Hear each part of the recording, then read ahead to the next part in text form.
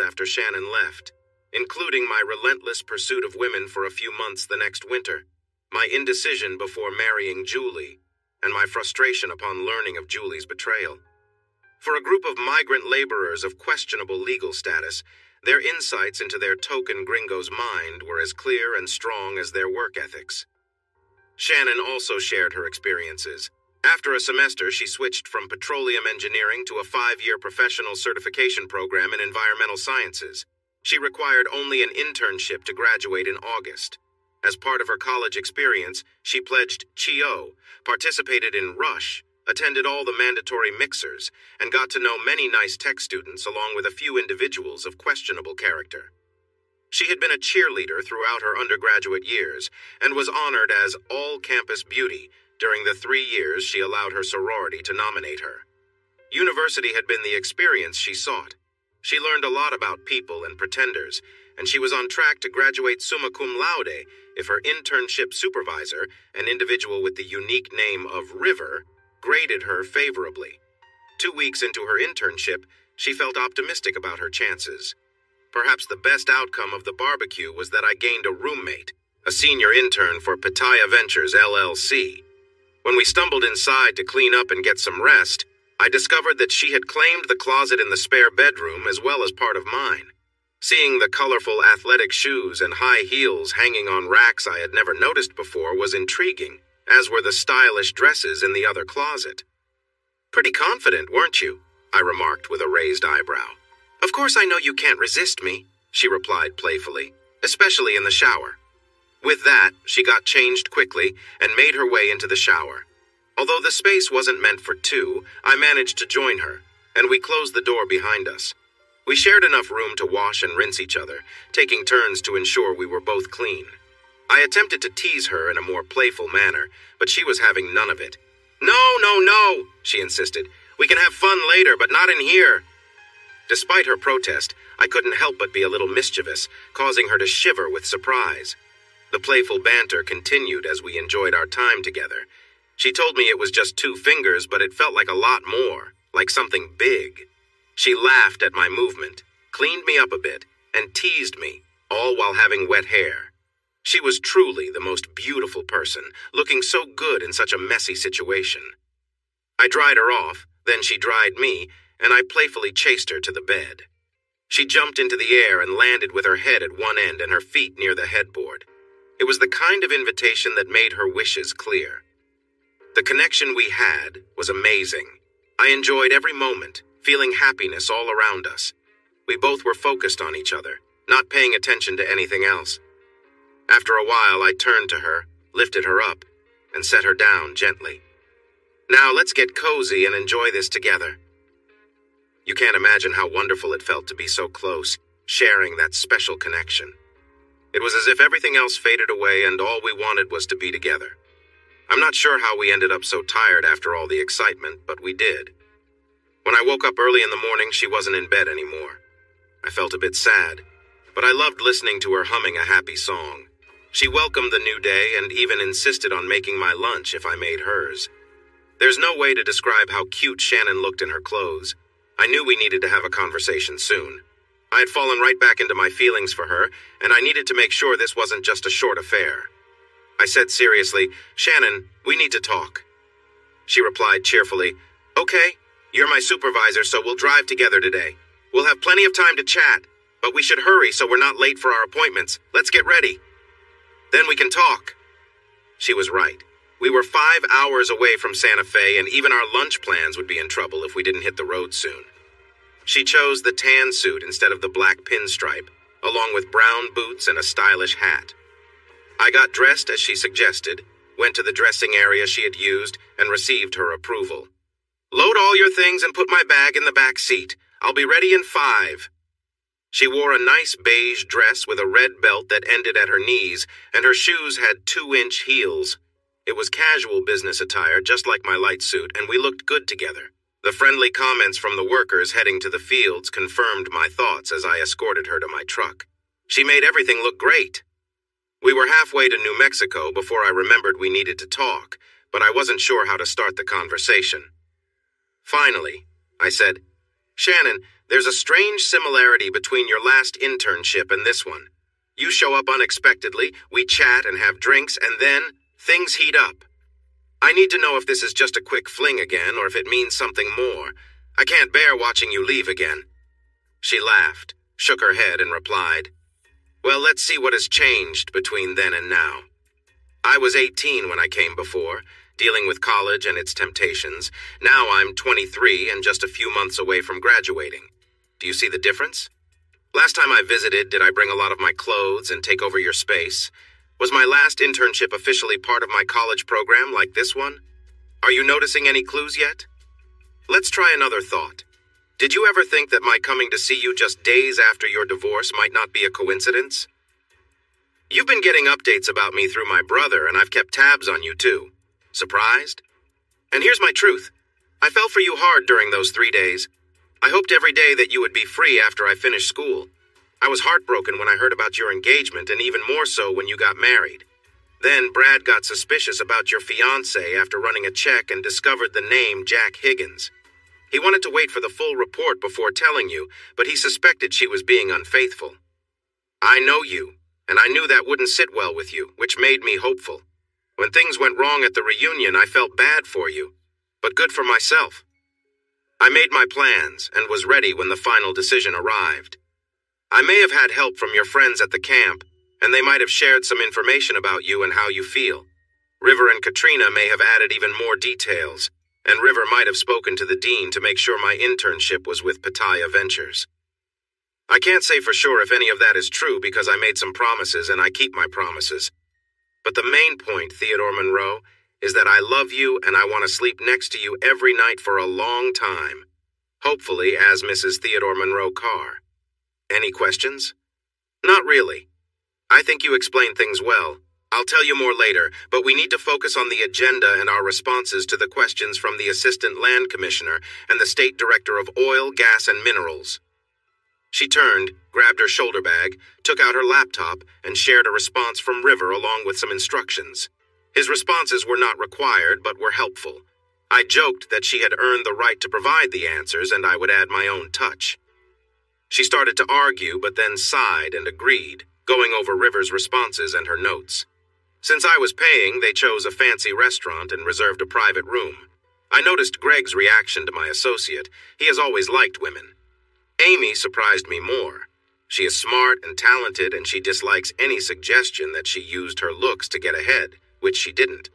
She's the most capable official I've worked with in OGM, but she also wears stylish dresses that show off her legs to make her point. The dress she wore hinted that she wanted to focus on me. I thought Amy would be annoyed with Shannon, but instead, she saw a kindred spirit, and they began a friendship that would help both of them in the future. Greg seemed at a loss for words. Perhaps he was too distracted to speak. He is Amy's boss on paper, but as the director of OGM, she had the final say unless it was a political meeting, in which case Greg would take charge. We enjoyed a drink, had a nice meal, and then Amy opened her laptop. As you know, we recently received $47 billion to clean up abandoned wells. Pitaya Ventures has been working on cleanup projects in New Mexico for several years and is the top choice for many landowners in eastern New Mexico. You are the last group we have invited to give us advice before we prepare the bid details. We have a few questions for you. First, should we separate the bids into capping and plugging on one side and cleanup operations on the other? What do you think? Shannon looked at me and I nodded. She started our answer based on River's input, and it was a strong response. At Pitaya Ventures, with our extensive experience in cleanup operations alongside oil and drilling companies, we believe the turnkey method will best serve the state, the landowners, and the environment. No, we do not do the capping and plugging ourselves, but we work with several companies that do, and we have had success with them on many projects. When work is divided among different companies and issues come up, it's easy to blame each other. But if one company is in charge, the state knows who to hold accountable. We think that company will be more careful in planning and executing the work at each location, so we highly recommend you choose turnkey bids. Amy glanced at Shannon and then looked at me. Theo, do you have anything to add? No, I believe she covered everything. How about the numbers? Are there enough companies like yours to take on a project this large? I answered this question. A project this big needs to be split into smaller parts. Set priorities. Offer the higher priority items for bid first and see what you get. If possible, consider how close the companies are to each site, because moving teams great distances can be expensive and time-consuming. We expect the state to have an idea of who might bid, since we all need to pass an exam and get approval to work here. So, if you're asking whether any single company or group can take on the whole project at once, the answer is no. We do not have enough trained workers to manage it all at the same time, and neither does anyone else. We can manage it in stages, but not everything all at once, and don't let anyone tell you otherwise. Shannon, do you have anything to add? She said no, and Amy moved on to technical details that probably only River and I understood, but Shannon played along well. Greg seemed to have the afternoon off. He continued enjoying his drinks and admiring the lovely ladies nearby. I found myself doing the same while they chatted. The difference was that he was leaning over the table, sipping his drink and focusing on their smiles. From where I sat, a little away from the table and at an angle to Shannon, I had a clear view of Amy's legs under the table and Shannon's on my side. As the afternoon went on, they seemed to relax more. Their dresses went up, and more skin became visible. It felt like they were having a little fun with it. Then I noticed their smirks, and I realized I was caught staring. I'm sorry, but honestly, it's not every day I see two beautiful pairs of legs. I guess my curiosity got the better of me. Since neither of you seem upset, I assume it's okay. That got Greg's attention. He quickly moved his chair to get a better look, but the moment he spoke up, the fun came to an end. He looked a bit let down, but Amy gave me a wink, and when he looked up, she smiled cheekily. Then she exchanged winks with Shannon, and they giggled like they were in high school. It was after 4 when we returned to the truck, so I suggested we find a place for the night and explore Santa Fe. Shannon said she was sorry, but only had the clothes she was wearing. What? No extra bag? That's a must-have when you're on the road. She looked a bit shy, so I suggested we stop at a store I knew to grab a few things. She liked that idea, and an hour later I did too. Unlike Julie, Shannon took her time, looked around, and picked out a few items to try on. She quickly chose the best ones and moved on. Of course, it helped that she looked great in everything from pants to dresses and even swimwear. Within 5 minutes of using River's credit card, she had everything neatly folded in her new bag. While she was changing, I booked a room in my favorite historic hotel in Old Town. After that, we swung by a drugstore for some toiletries before heading to our hotel. A lesson I learned: never take her to a pool filled with baseball teams in town for a tournament. She attracted a lot of attention, saying it was payback for my fascination with Amy's legs. I asked her to wear jeans for our walk to a New Mexican cafe that had been around for over 100 years. It was probably better than a dress or shorts, but she still caught the eye of a few people right in front of me. It didn't seem to bother her, but it did make me uneasy, until I got used to it. While we waited for a table surrounded by fit young men from the baseball teams, our names were called. Shannon excused us, and we were escorted to our table. I was walking behind Shannon and the waitress when they turned right, and I suddenly saw Jack Higgins and my ex, Julie. Julie seemed surprised, while Higgins looked shocked. Taking the chance, I called Shannon back and brought her to their table. Shannon Barnes, this is my ex-wife, Julie Bean, and this is her partner, Jack Higgins. Or have you two tied the knot now that I'm not in the picture? Not that it's any of your business, but we're engaged, Higgins replied. Shannon glanced at Higgins and then turned to Julie. She shook her hand warmly and said, "Thank you both so much. I thought I had lost him for good, but you helped him find his way back, and now he is mine forever. Really, thank you." She shook Higgins' hand too and then suggested we go to our table. Once we sat down, she asked, "Is she really a doctor? Because anyone who would choose him over you must not be thinking straight." Then she placed her hand behind my neck, pulled me close, and shared a kiss that turned a lot of heads in the room. The waitress smiled as she watched until Shannon let go and leaned back in her chair. The waitress, who looked to be around 18-20, grinned at Shannon and said, "I'm sorry for intruding, but once I saw you, I couldn't look away. You're the most beautiful woman I've ever seen, and I mean that sincerely." "Thanks, but you're really cute yourself. Do you live here or go to school?" "I grew up here, and I'm taking some classes at SFCC to get the basics done affordably. If I can save enough from my 2 jobs, I hope to go to Texas Tech next year." I want to study environmental sciences because they have some great programs. My dad has a tough job at a small company that works on old wells, but he's away most of the time and doesn't earn much for how hard he works.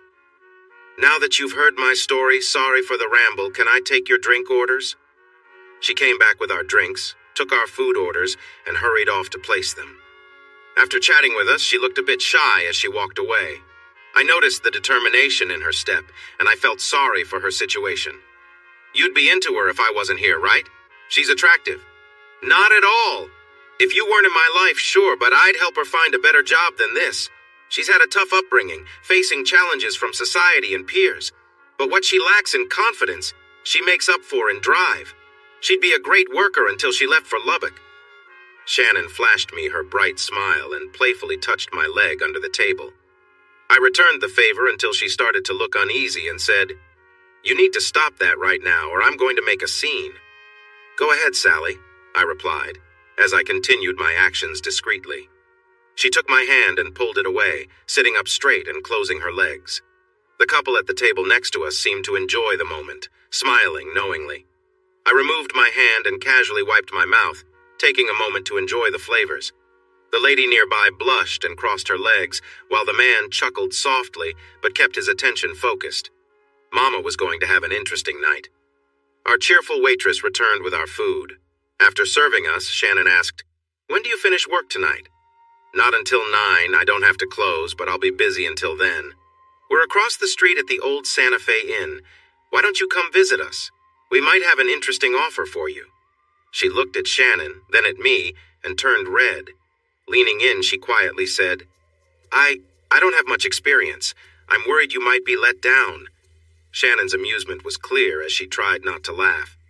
"I really doubt that," I said, "but I don't think that's what she means. We're with a company that works in the Permian Basin oil fields, and we're looking to hire more people soon. Plus, Shannon will graduate from Tech in August with a degree in environmental sciences. If I give her a passing grade in her internship, she could help you understand the rules and requirements." Shannon felt comfortable enough to join in now. "I know a lot about scholarships and grants, especially for students from low-income families. If you'd like, we can chat for a bit." I handed her my business card, pointed out my name at the bottom corner, and mentioned she could call to confirm we're genuine. She smiled shyly, said thank you, and quickly walked away. "It's that charming voice of yours," I teased Shannon. "You could make even a boring ad sound appealing. Just ease up a little when you're talking to teenagers." She pinched my leg, reminding me she had been excited only moments before, so it was my fault if the girl misunderstood her intentions. After that, we enjoyed our new Mexican meal with enthusiasm. Those were some of the best enchiladas I had ever tasted, along with a wonderfully flavorful stew. We finished up, tipped our waitress well using River's card, and strolled around Old Town until Shannon had a plan for before we left the next day. As we entered the old hotel with adobe walls, I received a message from Amy asking if we were still in town. I responded that we were, and she asked if we could meet for lunch and talk some more. I said it was up to her, and suggested the restaurant we had just visited. She replied with a playful wink emoji and said, "I could enjoy that, but I'll see you at noon. Reserve a table." Shannon laughed and asked if women flirted with me every day. I mentioned that I suspected both Amy and our waitress Norma were chatting about her. She teased me with a pinch, saying, "Did I forget to tell you about my curious experiences at college? You know how sorority girls can be." "You did forget, but I'd be happy to listen if you want to share," I replied. She pinched me again and said, "Typical." Then she suggested, "We should change into something comfy and surprise her." It might take some time, but I think she would warm up to you quickly. Still, that might not be the best way to start our working relationship. "Why not?" she teased back. "It worked for us." A soft knock on the door interrupted us a few moments later, around 9:10. I let Shannon open the door, welcomed her in with a hug, and invited her inside. She looked nervous, but it was hard to resist Shannon's warm voice and comforting hug. As she entered, she took in the space and seemed happy to see the table, desk, love seat, and chair. She was about to sit in the chair, but I got there first, leaving her on the love seat. Shannon noticed Norma's nervousness and became all business. We reviewed her grades from high school and community college, talked about her exam scores and her interests. We also touched on her activities, which had quieted down once she turned 16 and began working to help support her family. As she became more relaxed, her personality shone through, and I found her quite delightful. She and Shannon even started joking with each other, with Shannon playfully warning her about the challenges of sorority life. Norma responded with a teasing question. "How do you know how innocent I am?" Shannon took the bait and said, "In that case, maybe we should discuss that other offer we mentioned at the restaurant," and draped her arm casually over the back of the love seat. Norma blushed deeply and quickly said, "I'm supposed to call my mom at 10 to let her know when I'll be home." I was about to suggest we take her home, but Shannon couldn't resist adding, "Okay, tell her tomorrow before class." Norma paused to think. I could see her considering the options, but I felt that it was time to wrap things up. "Call your mom, read my name and business details from my card, and let her know that my girlfriend and I are bringing you home after talking about a job opportunity." She took out her older iPhone and made the call. Mom picked up right away. She followed my instructions, and Mom said she'd be waiting. We piled into the front seat of my truck, with Shannon sitting in the middle. Norma gave me her address, which I entered into the GPS, and we drove towards her home. Before Shannon could start saying anything else to the girl, I turned to Norma and said, "If your dad is a hard worker, doesn't have problems with drugs or alcohol at work, and wants a better job, tell him to call River Payton, who is also on the card. We have crews all over New Mexico, but none close enough to Santa Fe for daily commutes. We do have RV camps near the work sites where he can stay and get meals for free. The same goes for you. We may be able to provide a laptop with some online training, but at some point you might need to move to the new office in Orla, Texas. You can also study online for less than a community college, and if you do well, River might even cover the costs for you, like he did for me. What do you think? I think tonight might be the luckiest night of my life. You've given me hope where I had little, and I can't wait to talk to Dad and call Mr. Payton. I think we might feel the same way in a few years." We were lucky to meet Shannon as well, and so far she has been great. She's only been on the job for a few days, but she impressed the assistant commissioner and director for oil, gas, and minerals today. We're living at the man camp in Orla, too, so we can help you if you move down there. Her home was a worn, single-wide trailer in a rough part of town, but there was a small lawn, a couple of flower beds, and an old but nice pickup in the driveway. It reminded me of where I grew up, minus my dad's old trucks and tools scattered around. When we arrived, Norma's mom opened the door. Norma started to get out but paused, looked at Shannon and then at me, and said, "I know you were joking earlier, but for someone like me, being with both of you would be a dream. Shannon is so beautiful and you seem strong and kind. I'm not sure I could have said no." We were joking, but honestly, Norma, I would be very happy to be with you if I weren't with Shannon. I told her that at the restaurant. You are a smart and beautiful young woman, and I don't want you to ever doubt yourself again. Now go inside, talk to your dad, think about your options, and call River when you decide. We hope to see you again, but if not, it's been a pleasure meeting you." Shannon then added, "I'm really sorry about teasing you so much. I'm used to college life, especially being in a sorority, where teasing and joking around is part of the experience. I agree with everything Theo said, and I hope to see you again. I'm not sure how Shannon managed it, but even though she was full of energy on the way back to the hotel and kept us both awake for most of the night, she was up early, excited about shopping. She insisted that we shower and get ready to eat at the buffet before heading to the stores that opened at 8. I was feeling pretty tired, but I went along with her. The painting of the Guadalupe Mountains didn't inspire me like it did her. I pulled out my credit card, but she said it was her treat, so I let her pay. I was still sleepy when we arrived at the Southwestern clothing store, but it was fun to watch Shannon model different clothes. She was keen on buying some colorful skirts or dresses and boots to match them. There was a bright knee-length dress with knee-high boots that I didn't think showcased her legs well enough, but she really wanted it, and I thought I would buy it if her next choice showed a bit more skin. She beamed, dashed off, and returned with some boots and a skirt made of chocolate suede with leather fringe, and a beautifully designed blouse that had a bold neckline. The skirt looked fairly modest, but the fringe made it eye-catching. I suggested she take a seat, and while it would have to wait until later in the season, I thought it was worth it for her wardrobe. Next, she chose a denim skirt with a striking gold zipper that caught the eye and made it hard not to notice her. She paired it with a snug, semi-transparent top and a loose white shirt with gold details. I thought she looked fantastic, but it made me rethink our plans, wondering if going to a bar in that outfit was a good idea. Her final pick was a navy jumpsuit that featured a zipper running down the front, which highlighted her figure. It was a subtle but striking choice. Shannon could have kept shopping, and I would likely have bought it all for her, but we had a lunch appointment at noon, and it was already almost 11. We still needed to dress nicely. She casually suggested that I wear jeans and a company polo shirt and then headed to the bathroom. The great thing about her natural beauty is that she doesn't need much time to get ready. I was surprised when she came out in the denim skirt, top, boyfriend shirt, and the colorful cowboy boots she had decided to buy. "Just so you know, we're meeting the director of OGM, right? The one we want to impress?" I asked. "I know, and you just need to trust me. Greg won't be there, and she's interested in both of us for reasons beyond the usual business talk. Let's grab our hats and walk over. If she asks, we can say we only brought one set of business clothes. She won't be let down." Amy rushed in just after we got settled in a corner where our favorite waitress was working the lunch shift today. Norma's uniform was meant to be cute, but she made it even more appealing, and Amy noticed when Norma seated her. Amy also saw my jeans and logo shirt when I stood up to say hello, and she almost stumbled over her chair when Shannon stood up too. In a flash, I realized Shannon had it figured out.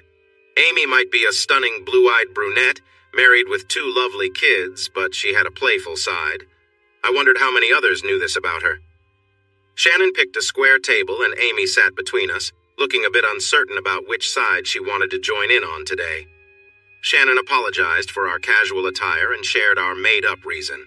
Amy said it was fine since we didn't expect another meeting, and soon our chat moved through different topics until after we finished eating. When Norma came to clean up, I asked, "What did your dad think, Norma?" With excitement, she replied, "Thank you so much, Mr. Carr. He was like a new person after talking with Mr. River this morning, so hopeful and happy. He starts work in Orla on Monday, so we're driving down on Sunday. Mr. River is letting our whole family live in a nice 5th wheel with 2 bathrooms, a bedroom, and a bunkhouse." Shannon asked, "So you will be going too?" "Yes, ma'am," Norma said with joy. "My professor said I could join classes online, just like students did back in 2020. I'm so thrilled I can hardly keep up with my orders." "And what did Mr. River say about your office manager position?" Shannon inquired. "Oh, yes. I begin training on Monday with Miss Katrina, and I will be paid. He even offered to pay my mom to keep the office and any empty trailers clean and make the place feel more welcoming. Isn't that wonderful? You changed our lives overnight. I can't thank you enough." Shannon's playful wink made Norma blush bright red as she hurried back to clear our table. I added, "That's wonderful news, Norma. Tell your dad to recommend other good workers who are responsible and clean. We often need more good help, and we may need a lot of them soon." Mr. River told him the same thing, and Dad started making a list this morning after their call. "You have my number. Call me once you know what size U-Haul you need, and I'll help you arrange it. We can cover the costs for your move, all right?" She paused, her eyes filled with tears, and began to cry softly. Shannon got up, hugged her, petted her, and whispered soft words.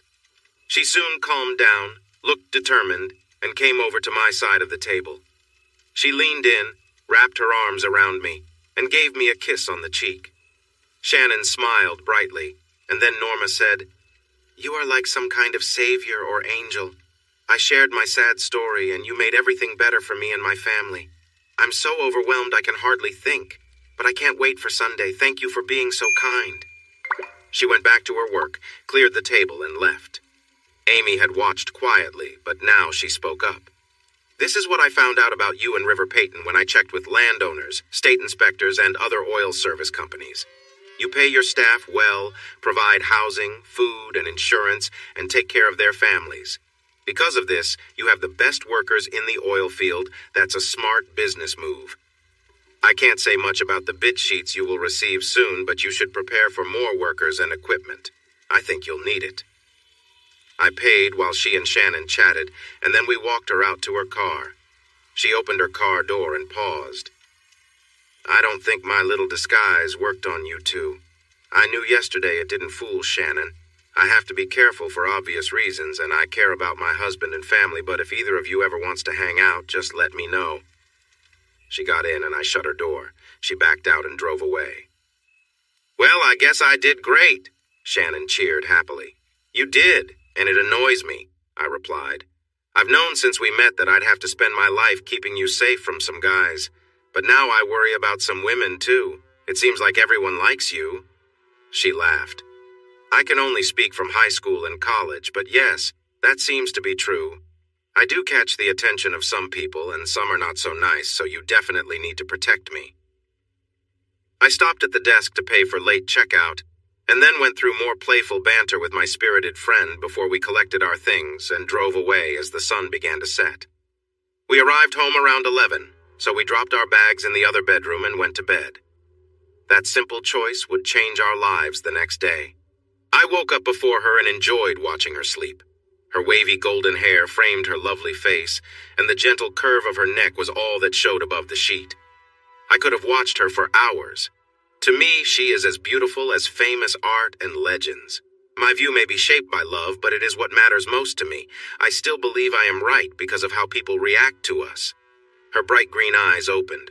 She stretched like a cat and pulled my head down for a kiss. She moved closer and made those sweet sounds I have grown fond of, then deepened the kiss. Knowing we didn't have time for this, I gently broke the kiss and reminded her, "We have breakfast with Katrina and River in Pecos at 9. We need to clean up and leave soon."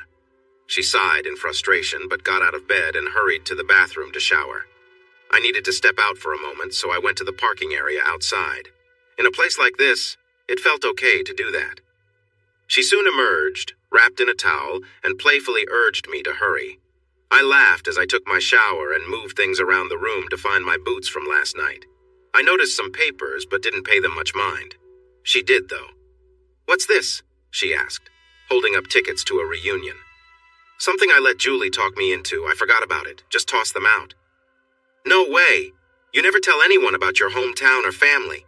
Unless you're embarrassed to go with me instead of Julie, we are going—" "Oh, come on. It's 7 hours away. I left for a reason. Julie convinced me to buy the tickets, but I never planned to go. You know that song by Cross Canadian Ragweed? It's called You're Always 17 in Your Hometown. Okay, I'll play it for you on the way to Pecos. I was a wild teenager and my family was just as happy to see me go. When I got the invitation, I was surprised anyone even knew where I was." "Let's just go to Pecos," she said. "I don't care who you were at 17. You're 28 now, a successful businessman with a great girlfriend. You're not too bad looking either. I want to show those people how far you've come." Her words sounded better than I thought, so I played the song for her. She didn't seem to mind it. "That's not you, and we're going. It's the 3rd weekend of September, so we have time. By then, I hope to finish school and maybe find a young millionaire to marry. I want someone who loves me for me, not just for my looks, but I think I can make it happen." That set the plan in motion. It seems we need to spend some time online looking at rings, stones, and settings to understand her preferences better. I am determined not to let her slip away this time. Katrina made an amazing breakfast. We had hot cakes with honey or 3 kinds of syrup, crispy bacon, sausage patties, and scrambled eggs. What started as light conversation during breakfast turned serious when we moved to the office with our coffee. I asked Shannon to share the report about our meeting with the assistant commissioner and director, and I filled everyone in on the informal meeting with Amy scheduled for the next day. River chuckled and said, "You two make a fantastic team. You win over the women while Shannon impresses the men. Katrina and I have pulled that off a few times, right, dear?" She smiled and giggled, which made me curious about their past experiences, but I decided to focus on River's comment. True, Shannon impresses the men, but it's not just men. Just yesterday, a certain director made a bold move towards her. I aimed to tease Shannon, but her sharp comeback had us laughing. She shrugged and said, "As we say in Chio, why limit ourselves?" Once the laughter settled, and Shannon clarified she was joking, but admitted she had received interest from both men and women, we shifted our focus to the Alanese family.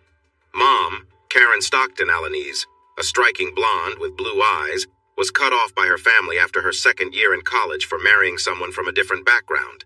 She and David had 4 kids in 8 years, with their eldest being Norma, and she had not returned to work since. A quick call to her past employers showed she was a great worker, so River was looking into options beyond cleaning and landscaping with local plants. Since she studied botany in college, that might be her best path. David had tried every role in the oil field except cleanup, but River saw his intelligence and eagerness to learn. With the right training, he'll be a valuable team member in no time. I've already received 6 calls from his co-workers asking about job openings. We didn't chat with Norma for long, so we'll rely on your assessment of her skills. Katrina will introduce her to our methods and software next week, and we'll go from there. Any thoughts? Theo and Shannon shared a glance before Theo spoke up.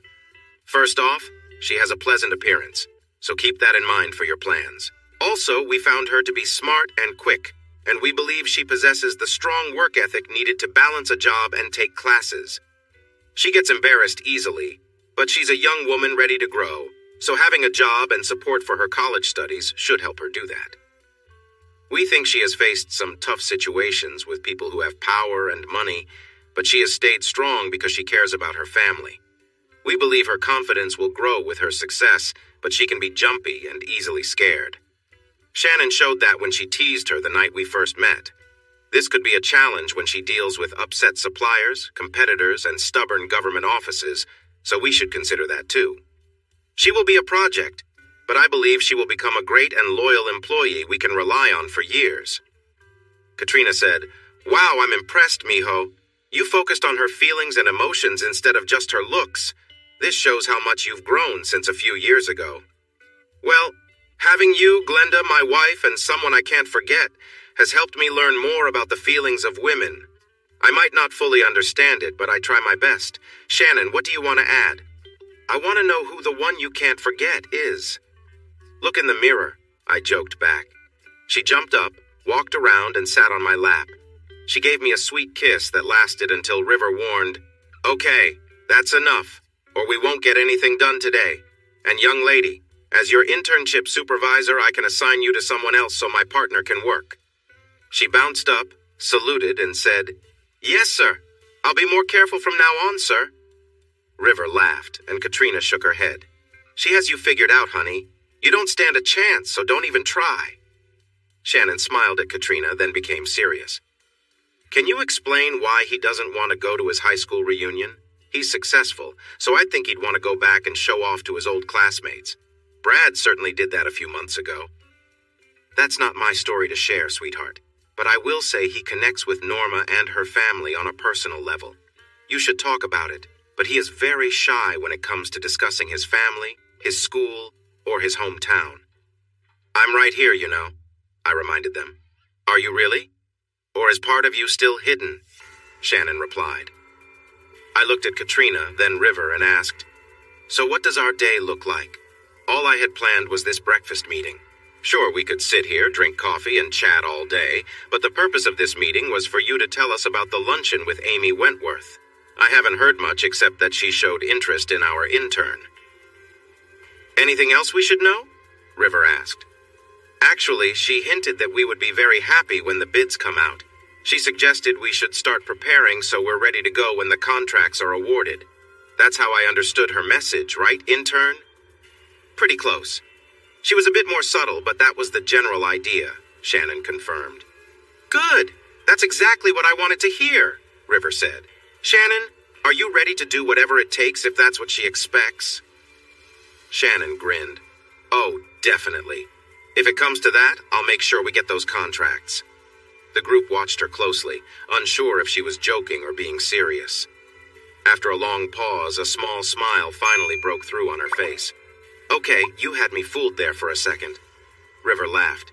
"Remind me not to invite you to poker night." Then River turned his attention to me, his expression serious. "Now, partner, what's on your mind?" I took a deep breath and began. "Shannon, you remember that rundown trailer we saw last night? Well, imagine it even worse. Picture a broken-down shack surrounded by rusty old trucks. That was my family's home." I paused before continuing, the memories heavy. "My dad, he wasn't the best. He drank a lot and took his anger out on us, on my mom, me, and even my younger brothers sometimes. I went to school more times than I can count with black eyes and bruises. Sometimes the bruises didn't show, but the pain was still there. Nobody ever stepped in to help, not even the school staff. The sheriff? He was part of the family that pretty much controlled everything in our county, and they didn't care about people like us. I took another breath, steadying myself. When I was 12, I tried to report my dad, but the sheriff just told me to do as I was told and not make trouble.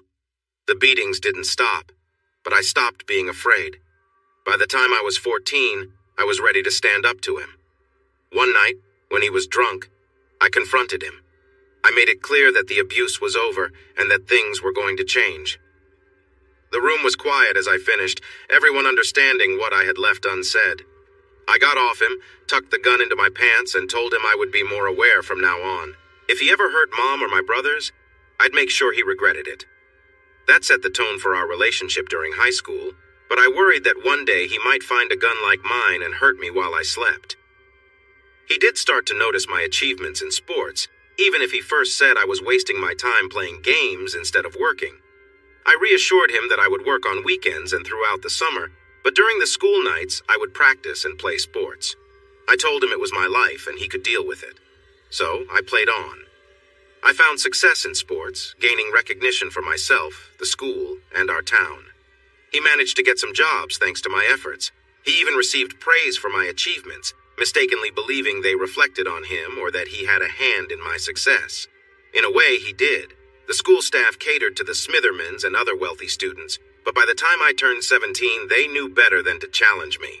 I brought my tough attitude to the football field, basketball court, track, and even to classes, yet no one failed me or put me in detention. I was known as the smart but difficult car kid, but I still made second-team All-State in football, All-District in basketball, and earned medals in 2 events at the state track meet. Shannon knows some of this story, but she still pushes me about it, and since you have never heard the whole thing, I want to share it all with you now. Why don't I want to go to the reunion and see my old classmates? Honestly, I was quite angry in high school, and I didn't really have any friends there. Yes, I spent time with a few girls, but they wouldn't care to see me now. Even though I was good at sports, my teammates were more annoyed with me than grateful, and the Smitherman families were still upset that I was the best player instead of one of their sons. So, what's the point? It's certainly not about going back to reconnect with old friends or see my family. Even the little brothers I looked after probably hold a grudge against me for leaving them behind, so forget all that. How about I take all of you fishing on Red Bluff Lake instead? After I finished speaking, there was a pause until Katrina chimed in. Theo, I've been following updates about your hometown and school online. Do you know a guy named Will Callahan? He's a bit older than me, seems like he married one of the wealthy girls, but things didn't go well. That's true, but more importantly, he and a group he was part of wrote and sang songs about the corruption in Cowtown and Cow County. They played a big role in exposing the issues there. A lot of the Smithermans and their supporters are now in prison, and some locals focused on anti-corruption have taken office. Some of the people are likely your classmates and teammates. I'm not saying this makes everything better with Cowtown, but good things have happened, and a lot of the bad seems to have disappeared. That's interesting, but like you said, it doesn't really change anything for me. I'm still the car kid, angry and tough at 17, and that won't change. Feeling frustrated with my attitude, River said, Come on, it will. You show up with this inspiring person by your side, and Katrina and I are there with you for support. We can tell everyone about your success in business, your college degree, and your bright future. Just be nice to everyone and let them see that you're not the same person you were at 17. You might be surprised by how people respond. I don't know what to expect from your family, but you can't choose your family. If they're still difficult, maybe you can help them out with a nicer home and a little money. It won't cost you much, and it might create some goodwill. If not, you will still earn some good karma. I took a deep breath, let it out slowly, and asked, So, if I do this, you all will come with me the 3rd weekend of September? Because I know I can't do it alone.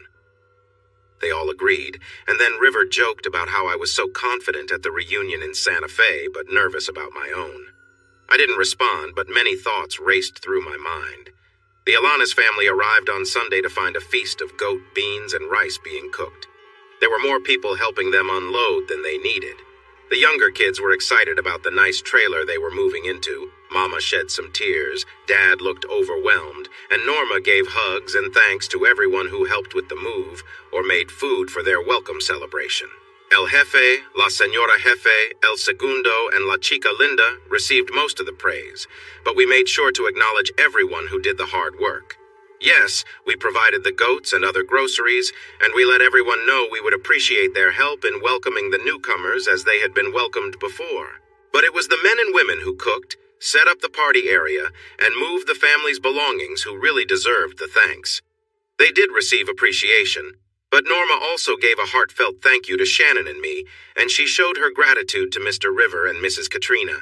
She was sweet and really knew how to hug Shannon, River, and Katrina agreed. The celebration was a lot of fun.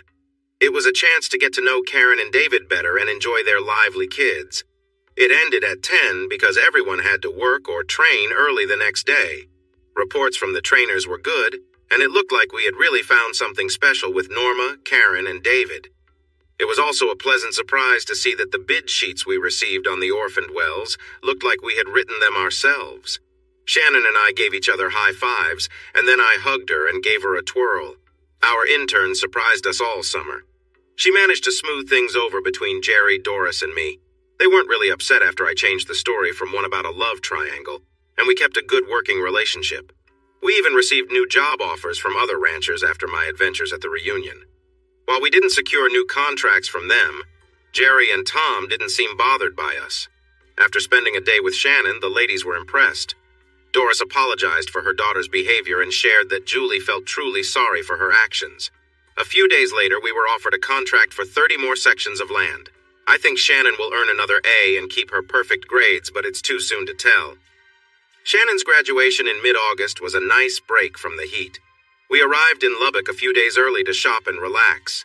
The ceremony was smaller than the spring graduation Brad and I attended, but no one had a cheering group like Shannon's, and no one got a louder cheer than when Shannon Alana Barnes graduated with top honors. Her family had made dinner reservations at the same steakhouse and dance hall we had enjoyed on that memorable night. The food was just as delicious as I remembered. The band at the dance hall was better, and we didn't get teased as much about the earlier incident that had started with Shannon. Being with her family parents, grandparents, and lovely sisters with their boyfriends after more than 5 years was a special treat. Brad and I had kept a good business relationship during that time, and had grown a friendship from a short moment we shared while waiting for our own graduation. However, being with him and his wife made our bond feel deeper and more meaningful. Glenda and Cindy were not there, but sent thoughtful gifts of French perfume. Everyone enjoyed catching up with Katrina and River. His surprising job offer amazed Shannon and her dad. Brad smiled, knowing we had won as many state contracts as possible, and they were good deals. But we needed more helpers, and we needed them fast. Shannon and I would be responsible for recruiting and training new workers for a range of jobs, and her brother knew how persuasive she could be in getting people on board. It was a big opportunity for someone starting out, and River was always willing to reward good work. We talked, we danced, and we took turns congratulating the new graduate. She took a moment to soak in the sun and felt thrilled about the job offer she had just accepted. She had danced with her father, grandfather, and the rest of us. After a quick chat with the band, she, her mother, grandmother, and sisters performed some fun songs from the past, as well as popular dances from today. Others joined in, but soon enough, most people gathered around to watch. After each song, the crowd cheered loudly for them. Angela and Kelly looked even more radiant than I remembered. Mom, Susan, was charming, and Grandmother Cecilia at 70 was more graceful and energetic than I thought someone her age could be. If Susan and Cecilia were any indication of Shannon's future, her future husband would be quite lucky. It had been a wonderful day until a tall, confident cowboy approached us. He completely overlooked me and asked Shannon to dance. Although she had danced with others, there was something about this cowboy that rubbed me the wrong way. Everyone at the table noticed my reaction, and before Shannon could respond, I spoke up. I can see you think highly of yourself, but what gives you the right to come here, ignore me, and ask my fiancé to dance without asking me first? Shannon quickly placed her hand on my arm as soon as he appeared. The others at our table had already shifted toward the edge of their seats, ready to step in if needed. Oddly, River just sat there smiling, but Shannon seemed unfazed by my outburst. Instead of urging me to calm down or speaking to the cowboy, she looked right at me and said, "Fiancé? I don't remember you asking me to marry you, and I don't see a ring on my hand. So I'm free to dance with anyone I like." With a bright smile, she turned back to the cowboy and stood up to dance. I could feel the tension at the table as everyone held their breath, and the cowboy looked pleased. In that moment, I dropped to one knee, holding something in my left hand as I reached for hers. I managed to catch her eye and said, "Shannon Alana Barnes, you are the one true love of my life. Would you honor me by marrying me? I'm not deserving of you, but no one else is, and no one could ever love you as much as I do." She smiled at everyone around the table, and then looked back at me with those bright green eyes. Suddenly she knelt down, her expression turning serious. "You rescued me on this very dance floor over 5 years ago, and I've loved you since that moment. I can't tell you how many times I wrote Mrs. Theodore Monroe Carr in my notebooks at school, dreaming of being with you while we were apart. You are my soulmate and my life partner, with or without a ring. But I am honored to accept your marriage proposal and this beautiful ring that I haven't seen since Thursday at the jewelry store downtown." The first part of her words sounded practiced but sincere. The last part had a playful tone, showing that she saw through the act. We kissed while still on our knees, then stood up. I introduced the tall and handsome Miguel Alemán to the group. He congratulated me with a handshake and a hug, and Shannon thanked him for his part in the surprise, promising him the second dance of our engagement evening. I gave her a few minutes to show the ring to everyone else, then signaled the band leader. I led Shannon to the dance floor for our official engagement dance. The song was the same one we danced to years ago, Silver Wings. Miguel took my seat, greeted River and Katrina, and asked how they were doing. When we returned, Shannon grabbed Miguel for his dance as the band played Amarillo by Morning. That charming cowboy looked like a better match for her than I did, but she came back and sat in my lap, smiling. Her father asked, "How did you know, Shannon?" Brad and I talked about it, and we were completely surprised. We prepared for anything. Angela agreed, and my fiancé explained, "It started Thursday when he took me shopping and we ended up at the best jewelry store in town. The second clue was when the jeweler showed me this unique ring that was obviously custom-made. The big diamond was surrounded by beautiful pieces of turquoise, agate, and topaz that he said were from West Texas or New Mexico. I loved the ring, but I knew something like that would be really expensive, so I asked to see other options. Instead of being happy that I was looking at others, Theo seemed disappointed. Later, while I was looking at necklaces, he and the salesman went to the back. After we left, he asked me which ring I liked best, no matter the price. I told him it was the unique ring I saw first, but that I also liked the less expensive oval-cut diamond we looked at last. He just smiled and said both were nice. Nothing else was mentioned. I had completely forgotten about the rings and was just enjoying my graduation party when this guy walked up and disrespected my boyfriend. Theo seemed to react how I expected, but I was holding his arm and there was no tension. We've all seen him in action before, and he's strong and fierce, right? He sounded tough, but his body language didn't show that intense side I had seen before, and I thought something felt off. Then I realized he had called me his fiancé, and at that moment I noticed that Miguel looked totally relaxed and calm. That was when everything clicked in my mind. I played along, but I already knew. For a proposal, it wasn't a boring idea, and it wasn't some cliché moment on a mountaintop as the sun set. It was tied to our first meeting, so I gave him a high score for creativity, but his smart girlfriend wasn't fooled by his trick. Her smile turned to a smirk at that. "But you still said yes, so it wasn't all a failure, right?" I asked. She grinned and said, "There was no way I would have said no to you, so don't feel too proud. Still, I'll admit it was sweet, especially considering how we met. I love you even more for planning it, and I will always remember and cherish your proposal." "And now the real work begins," Mama Susan announced. "Shannon, ladies, we need to have a planning session tonight or tomorrow morning." Shannon cuddled deeper into my lap and replied, Not tonight, Mom. I have other plans." Everyone at the table shared knowing chuckles and smiles, and Susan said, "Okay, right after breakfast in my room. It's a Mustatin meeting, so don't stay out too late tonight." Yes, Shannon did have plans, and yes, we enjoyed ourselves a little too much. It wasn't my fault. I thought we were done several times, but whenever she looked at her ring, we were right back into it. We made it to breakfast, and she got to the planning session on time, leaving the men to tease me and share stories about weddings. Their wise advice was to speak up early, set my boundaries, and then step aside unless my opinion was asked for. If it was asked, I needed to be cautious of snags. That sounded simple, especially since I couldn't think of anything I wanted to demand or any hard rules. But I underestimated my girl. They came out from the planning session with a plan. Highland Park UMC at 7 p.m. on Saturday, October 22nd. Lilacs and lace. 4 bridesmaids and 5 groomsmen, plus the maids of honor and best man, along with others in the wedding party. Rehearsal dinner at YO Ranch Steakhouse. Reception at the historic Adolphus Hotel, and a second reception at the man camp when we returned from our honeymoon. I didn't know much about the other places, but they caught my eye, so I looked at River. Hosting a wedding reception in my backyard behind the RV or on the dirt area between the rows of RVs didn't seem very romantic or practical. Katrina and Shannon had a solution, a covered space with tables and benches, along with a place for barbecues and grills. There would also be an area for games like horseshoes and cornhole, a mini gym, and a grassy field where kids and men could play football and soccer. River already had plans for a new row of RVs or park trailers for families south of the second row, but I didn't know about a recreation area in the middle. He didn't seem surprised, so I figured that was one less thing for me to worry about. When I nervously asked about the plans for the parties, Shannon shook her head. "We aren't teenagers anymore, and most of our wedding party will be married. I can't imagine us going to wild parties or any kind of entertainment like that." I kissed her and said, "Thank you.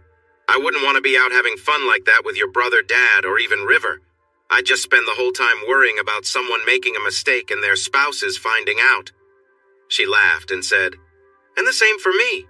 My grandmothers are fun, being experienced rock fans from the 60s, but that doesn't mean I want to see that or anything embarrassing like that." The thought made me pause, but then I laughed and hugged her tighter. Shannon went home separately. I took my truck and she drove her graduation gift, a shiny black Denali XL with tinted windows. Her Wrangler was still there, and I thought if she kept getting more cars, we would need more parking space. It turned out that Katrina and River, and maybe Shannon, had thought of that too. My trailer and the next 2 in the row would be moved to the new area to the south. They would set up a new office where my trailer was, and 2 new park trailers with porches would be placed next. This would let Shannon and me host guests, like her parents, and the third trailer would be for visitors or workers, since the nearest hotels were in Pecos. The old office at the back, with my workout space moved to the gym, was going to become Norma and Katrina's office, with a corner for River if he ever sat still long enough to use it. The new office in front would be the center for our recruiting efforts and provide a place for meetings with state and national officials, inspectors, potential clients, and more. We were about to turn into a community, and I was happy we had drilled that deep well. We got back to work, hiring people from 5 states, including Oklahoma and the Dakotas, as well as from our competitors. The best source for new workers was our current team, who invited friends and acquaintances they trusted to apply. Our workers often knew others who were reliable, and soon we had enough people to start on our first contracts, which began just days after we trained them and had our equipment ready.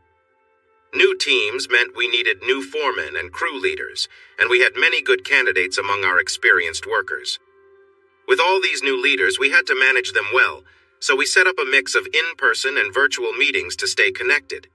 After all, we were working in a huge area of about 86,000 square miles, 250 miles wide and over 300 miles long. We set up fenced areas for equipment and temporary living spaces near the farthest job sites, but they had to depend on generators and water brought in daily by a company specializing in transportation, another profitable opportunity. With Texas politicians holding hearings about problems with abandoned wells and oil spills, even the most stubborn oil companies began to pay attention.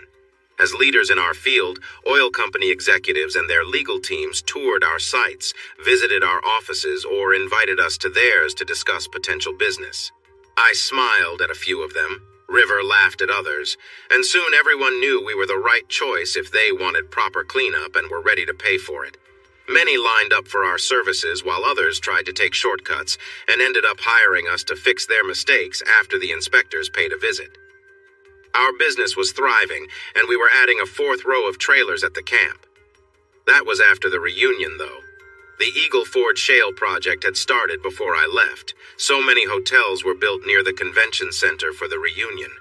Since the project had moved further east, there was plenty of space available, and we even got special rates that included free breakfast and a happy hour with tacos and quesadillas. We made several stops during our 9-hour drive after crossing I-10 and seeing hills, trees, spring-fed creeks, rivers, and lakes. While it might have been faster to take the river road through Del Rio, I wanted my companions to experience the beauty of the Nueces and Frio Canyons, Leakey, Garner State Park, Concan, and Uvalde. We stopped at places to enjoy the fresh air, listen to the sound of water, and promised to swim when we returned, maybe next summer when it's warmer. From Uvalde, we traveled south through an area called the Winter Garden, known for its rich land and water supply. Sadly, over time, cheaper crops from other countries took over. Some farms were still active thanks to H-E-B, which had loyal customers who preferred local and organic vegetables. But many of the once fertile fields were now filled with weeds and tall grass. As we moved south of Batesville, we entered the brush country, and it was easy to see why it was named that. We were not far from Cowtown, and I felt uneasy. There were many unpleasant memories waiting for me, with only a few good ones. "Pitaya Ventures?" the young woman at the front desk asked. "That sounds familiar, like you're from here, but I don't know that company." "Oh, you're here for the reunion, so you must be local. What's your name?" "This is Katrina Payton and her husband River. This is my fiancé Shannon Barnes, and I'm Theo Carr." "Oh, wow, 46. My dad loved watching you play. Let me call him, he's working in the back." I glanced at the others who were smiling at me. "So maybe not everyone hates you?" Shannon joked. The young woman and a man around 50 came out from behind. She smiled at her father as she brought him forward. "Guess who this is, Dad?" The man looked me over, puzzled, until a spark of recognition lit up his face. He exclaimed, "Theo Carr, 46, the best football player from Cowtown High. It's great to see you." He shook my hand with enthusiasm and introduced himself as Kenneth Hauser, also greeting everyone else. "Happy hour just started in the bar area. We have free drinks and a taco or quesadilla bar if you're hungry after your trip. Let's get your luggage to your rooms, then come join me and my kids in the bar. We'd love to hear about our local football star and share what's new in your hometown." As we rode the elevator, everyone playfully teased me, but it didn't affect my good mood. It felt nice to have someone like Kenneth in town who didn't see me as a failure, which was more than I expected. Katrina and Shannon were ready in just 15 minutes, looking like movie stars in their stylish jeans and shirts. They smelled great, too, which was impressive after our long travel day. I sprayed cologne all over myself, but I still didn't smell great. When we entered the Horseshoe Lounge, Kenneth, his lovely daughter, a young man who looked like Kenneth, and a few others were gathered around some tables they had pushed together. I quickly recognized 2 of the men and 1 of the women, former teammates Bobby and Frankie, along with Frankie's sister, Nita. They jumped up and rushed over to me, crowding around with hugs and questions about where I had been. Nita was a bit more reserved, but I remembered her warm hug and friendly kiss well. This caught Shannon's attention. I introduced everyone, and they warmly welcomed my fiancé and friends. Then they led us to the table for more introductions. One couple was older, around Kenneth's age, and they reminisced about my exciting times playing basketball. "Your jersey numbers were 34 at home and 35 away. Remember that game against Cougar High? You were trailing by 6 points with just 2 minutes left. You were all over their point guard, knocked the ball away, picked it up, and scored at the other end. When they brought the ball back in, you intercepted it and made a great 2-handed dunk, staring down the player who was throwing it in. Their coach called a timeout, and you walked by their bench with a look that everyone tried to imitate but couldn't. Can you show us that again?" Probably not that was just me trying to intimidate them. It didn't really work. They passed cleanly to their big player. True, but you were right on him as soon as he got the ball. He faked a shot, you stayed put, he tried to shoot again, and you blocked it. The guy was 6'7", and you still blocked him. Then you grabbed the ball from one of his teammates and took off toward their basket. Their 6'5" player went with you, ready to block your shot, but you made an amazing dunk instead. He fouled you, you made the free throw, then stole the ball from the inbound play and scored again. You turned a 6-point deficit into a 3-point lead in just over a minute, and at barely 6 you dunked over their 6'5" player. His wife then added, "But you weren't done yet. You fell back into a defensive setup with your teammates. You guys made them waste half the clock, and then you snagged a pass, showing off some impressive dribbling skills to keep them from getting the ball back. It was great, but with just 10 seconds left, even as your coach shouted, 'No, don't shoot,' you pushed your way through 2 defenders, went for the basket, and scored. You had a 5-point lead with 6 seconds left, and they didn't even try to get the ball back in. The number 2 team in the state out in the second round of the playoffs. That game was a blast, just like the first round at regionals. In the finals, we faced the defending state champions and lost badly. They went on to win again 2 games later." "That's true, but they had to double and triple team you to beat us," she said excitedly. "We could talk all night about how he would knock guys out of the game with his tough tackling and his strong drive when he had the ball," Frankie chuckled. "But nothing shows how dedicated Theo Carr is like his self-taught pole vaulting skills. We didn't even have a coach for it, and the only pole we had was old and about 10 feet long. We did have a good landing area, though. Theo had watched vaulters at competitions during junior high and our freshman years. He talked to a few of them about how to vault, learned on his own, and then ran down the runway and jumped over the bar at 8 feet. He even set the bar a foot higher than the pole and cleared it. He was moving so fast that he almost flew past the landing area, but he caught Coach Cano's attention. Soon Cano was reading a book about pole vaulting to Theo at the landing area. That helped, right, TMC? Actually, it did. Neither of us knew what we were doing, and looking back, I am surprised I didn't hurt myself, so I appreciated any coaching, even from a book. Who was it that finally got you a new, longer pole? A car dealership, maybe? I think so, but they just told me someone donated to the Booster Club, and the school used that money to buy me a couple of new poles. They were longer and more flexible, but I didn't know how to use them until the district meet. And then you set a district record at 15 feet, jumped 15, 6 at regionals, and cleared 16 feet at state. When you were getting ready to vault, people would line up around the landing area and pause on the track. TMC was like a knight charging into battle. He might miss his steps and run through. He might go up and fall back, or he might hit it perfectly and fly over the bar, landing safely on his back. It was really exciting to watch, River asked. If you cleared 16 feet at state, didn't you win? Frankie and I laughed. No, the winner jumped 17 feet 9 inches and was upset he missed 18. He went on to vault in college and the Olympics. I think he cleared 19 feet. We continued chatting during happy hour, which Kenneth extended, and then they shared stories about the cleanup that happened after Will Callahan and his bandmates caused trouble with the local government. This went on until the young parents had to pick up their kids, and we agreed to meet at the reunion the next day. The 4 of us rode the elevator to our rooms on the 4th floor, and Katrina started the teasing I expected. No friends. Everyone looked down on him. He wasn't good at much. Okay, but I never said I wasn't good at anything. I wasn't terrible at sports, but I don't remember Bobby and Frankie being such close friends. Shannon rolled her eyes. Maybe they were. Maybe they weren't. But Nita definitely was. I saw the hug and kiss, and the way she looked at you the whole time we were there, so don't try to convince me she was just a maybe friend. She had a point. Nita and I had shared some special moments, and I was her first love. If I had stayed, we might even have gotten married. Seeing her again brought back those memories strongly. Now, how could I explain that to my fiancé? I was about to make an excuse, then stopped. I thought I could say it was nothing, but I can't. You're right. Nita meant a lot to me. I can't say what could have happened if I had stayed, but we were close. But I didn't stick around. I went west, met River and Katrina, got attracted to an 18-year-old who left me, made a few mistakes, including one big one, and then fell in love with the 23-year-old version of the girl who caught my eye. Oh, and she convinced me to come down here, and now she's upset that I had a high school girlfriend. River opened the door, and Katrina said, "Be careful, Shannon. You'll have a 10-year reunion soon, and there might be some old boyfriends there you don't want to deal with."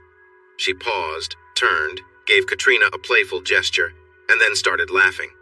Shannon was determined that night to make me forget about Nita, Pam, Joni, and all the other girls from my past.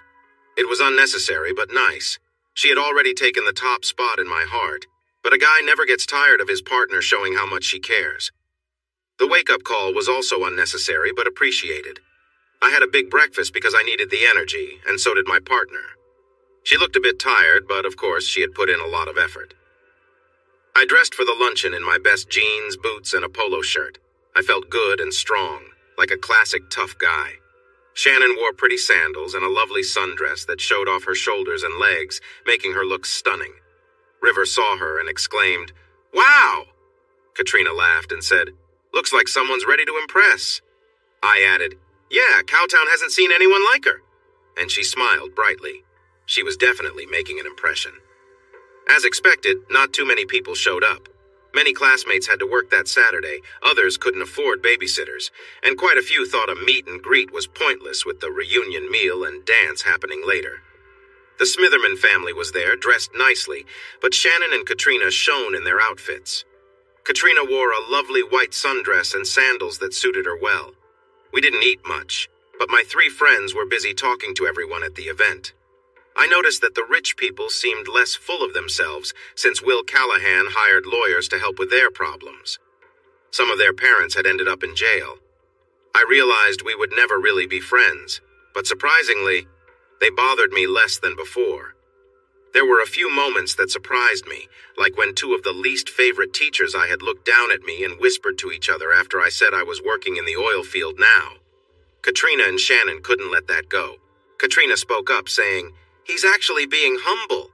Theo and my husband run an oil field services company with contracts worth about $100 million this year." In her polished voice, Shannon added, "Theo has a degree from Texas Tech, but prefers working in business over law, unlike my grandfather, father, and brother in Dallas. By the way, we're getting married the 3rd weekend of October." One of the older guests asked, "What do your children and grandchildren do?" There were many people close by, and laughter followed as they put the rude teachers in their place, leaving them speechless. Another moment came when a Smitherman, who had been a deputy sheriff back when I was younger, made a joke to a group around him saying, "Oh no, here comes one of the car kids, watch your wallets." I took that chance to respond. "Hello there, deputy. Have you gotten into trouble lately? Oh, right. You were fired, weren't you? Who are you bothering now?" I thought he might react angrily, but he just walked away. I didn't understand how he got out on parole while others stayed in jail, as he had been one of the worst around. As he left, his group scattered. River put a hand on my shoulder and quietly said, "You're always the same in your hometown," while patting my back. Katrina added, "Just be better, Theo." I raised an eyebrow and said, "Like how you treated those teachers?" She rolled her eyes and smiled. Shannon looked at me closely and asked, "Is he one of them?" I nodded and told her he was one, but not one of the ones I had trouble with, and she hugged me. We decided to leave a little early and went for a drive. I showed them around town, highlighting the changes from the Eagle Ford discovery and pointing out historic sites from what used to be a rough frontier town. I was driving, and while no one mentioned it, I turned onto Johnson Road. I passed a rundown house with old road graders and dump trucks outside, just like I remembered. What surprised me was a new double-wide trailer a bit further down with Car Electric on the side of a few vans. There was also a new equipment yard nearby, featuring another similar double-wide. A sign reading, "Car Earthworks Road Building and Maintenance Site Prep, Pad Construction, Fencing, and More," was neatly attached to the fence, and a nice pickup truck was parked in front. Maybe I didn't give my brothers enough credit. "Your family?" Shannon asked softly. I nodded, and the drive back to the hotel was quiet as we thought about it. River and I put on our best hats and boots along with our sharp Western-style suits for the evening event. We even wore a bit of silver and turquoise on our belt buckles and watches. Our ladies looked amazing, Shannon wore a beautiful champagne cocktail dress that hugged her figure, paired with matching heels. Her golden hair cascaded in curls, and she carried a clutch that matched her dress. She looked incredibly elegant. Katrina chose a more classic cocktail dress that flared out slightly but showed off her figure well, especially her curves. River was captivated by her, as were many others that night. We presented our tickets and received name tags before searching for a place to sit. As promised, Bobby and Frankie had saved a large table to the right of the bandstand. They waved us over, and I got to reconnect with old friends while Shannon dazzled the crowd with her charm. The Hausers were there, so River and Katrina sat with them. We joined the Floras and Garcias, along with a couple of dozen other classmates. Drinks and conversation flowed freely, though Shannon and I were more reserved. She seemed to know that I needed to stay composed, especially with certain people around. I caught up with everyone and shared stories about my past. Shannon learned more about me through these tales. I had warned her that I could be difficult, but no one seemed to hold it against me tonight. In fact, they treated me like some sort of charming rebel. At 8, our former class president and vice president thanked everyone for attending, reminding us to keep our addresses updated on the website. With a grin that suggested he was joking, the president announced, "The DJ canceled at the last minute, but a local band stepped in to entertain us." Everyone at the table buzzed with excitement, except for Shannon and me. I was feeling relaxed when the host announced, "Let's give a big round of applause to the little band that started just southeast of town on Billy Goat Hill. Here are two of Cowtown High's finest, Will and Woody. Along with some amazing singers and musicians, I present to you the Grammy-winning Billy Goat Hill Pundits." I had been away in the deserts of West Texas and New Mexico for 10 years. I knew of the band and recognized some of their songs, but I hadn't really listened to them. Shannon, however, was just as excited as everyone else in the crowd. We danced a bit, but many of the songs were meant for listening. I found myself feeling emotional, especially when they sang about the town and people I had strong feelings against. Lila and Lena sang about serious topics that really affected me and Shannon. Honestly, it was very moving. I realized I wasn't alone in feeling hurt by the unfair and harmful powers in our lives. These musicians had the courage to write about it. Wow, that took real guts. Meeting them during the break was thrilling. When Will said, "I remember you. You were the running back and linebacker on that team that made it 2 rounds into the playoffs. You're the angry young man I wrote a song about. I'll tell them you inspired it when we play it in the second set." I was shocked, but Shannon looked amazed. "That song is about you? Wow, I love that song. We talked about it in class." I walked back to the table in a daze, and my friends started asking me if I knew the song was about me. To be honest, I didn't even know it existed. The second set brought a different vibe. It was less about protest and more about dance. They played all sorts of music. Woody, Lila, and Lena took turns leading the songs, filling the floor with energy. If Shannon wasn't already the star of the show, she definitely became one during an upbeat dance sequence. She was having a blast with Nita, Joni, and another woman I didn't recognize. They were all enjoying themselves, and even Lena jumped off stage to dance with them. She could move well and fit right in with that lively group. That night, we all felt free to dance with anyone. These were my friends from high school, so I felt comfortable asking others to dance or joining in. Katrina was another popular dancer, even with the age gap, and River seemed to be getting along well with the ladies, too. It took me a couple of drinks to finally ask someone to dance besides Shannon, even though she had danced with several of my classmates already. I chose Pam because Shannon didn't know about our past together, and Pam was someone I found really attractive. She was taller and slimmer than I preferred, but she had long legs and a nice figure, which I liked back in high school. Pam was married and seemed confident in herself, so she didn't hesitate to turn away and catch my eye while we danced.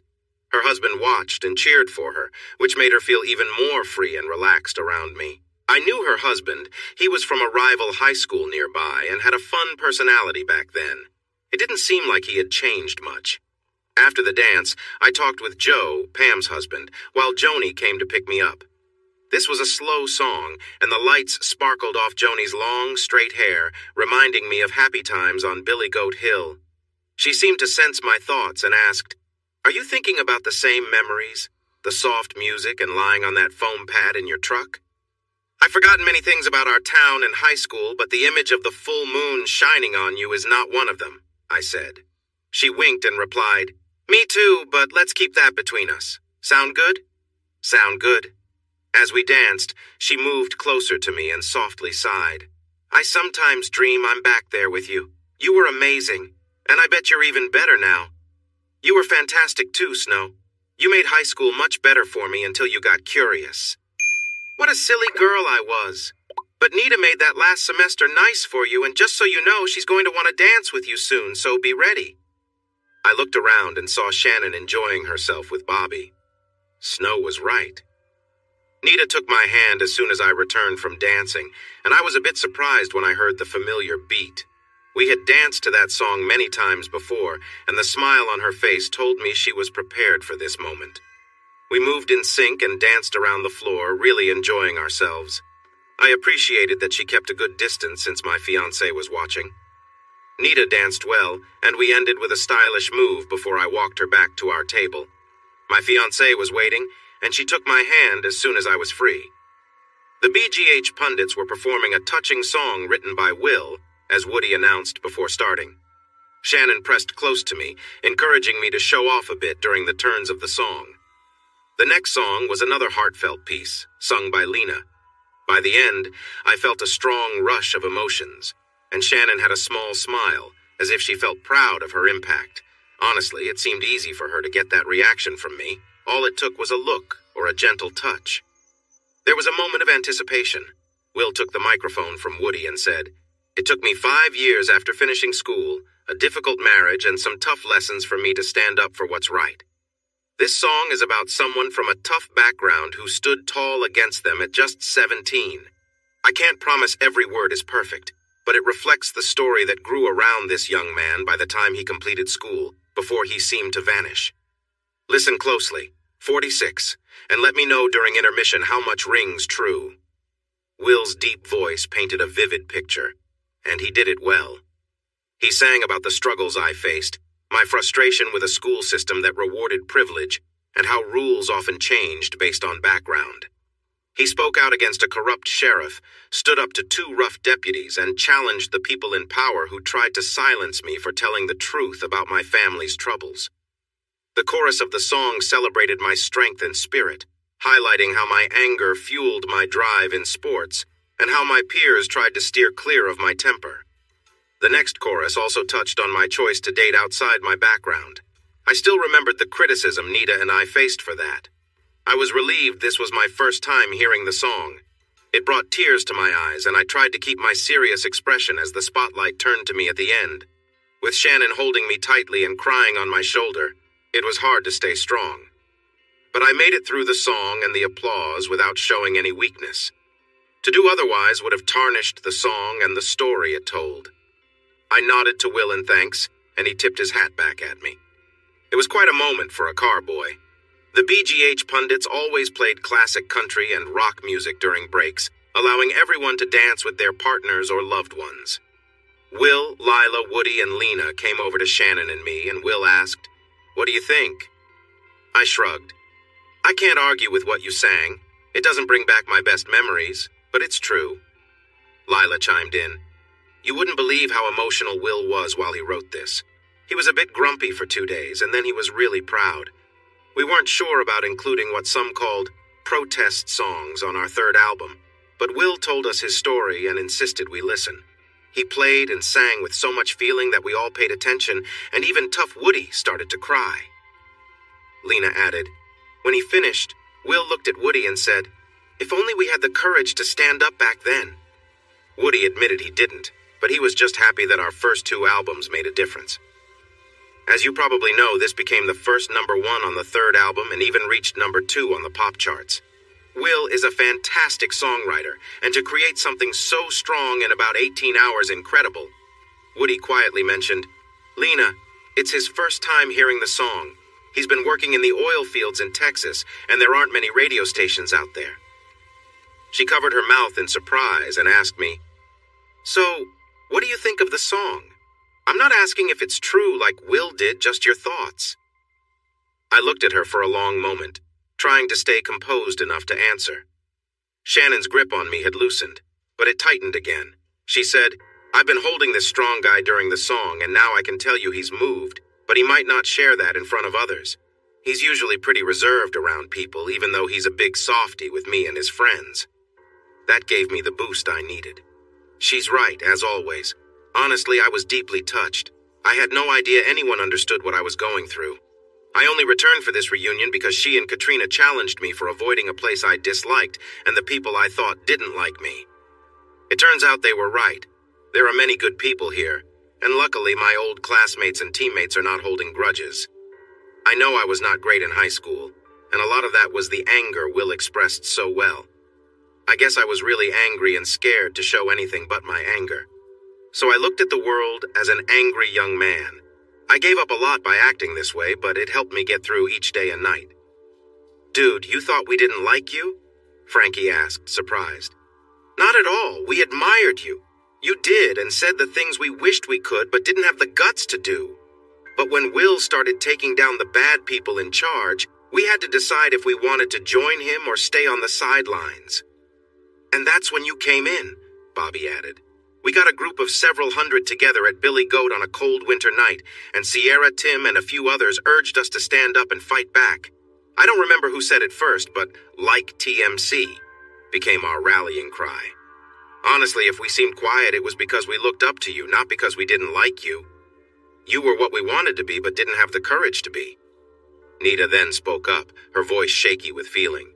"But we did when it counted. Every adult Smitherman and every corrupt follower is in prison or on parole, and the good people run this town and the school as it should be for everyone's benefit.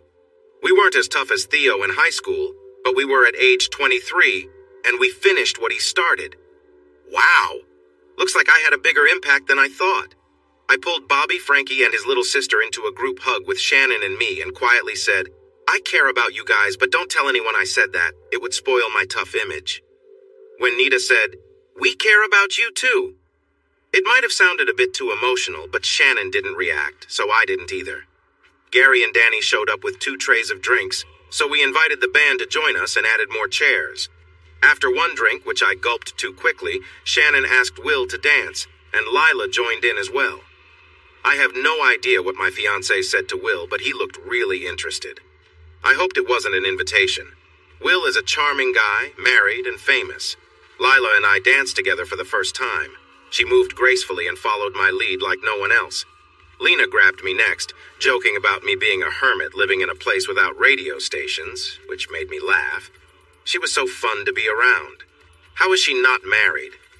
Shannon was dancing with Woody now, after Will and Gary, and Katrina was dancing with Will while River entertained Lila with his moves. I turned, caught Nita's eye, and offered my hand.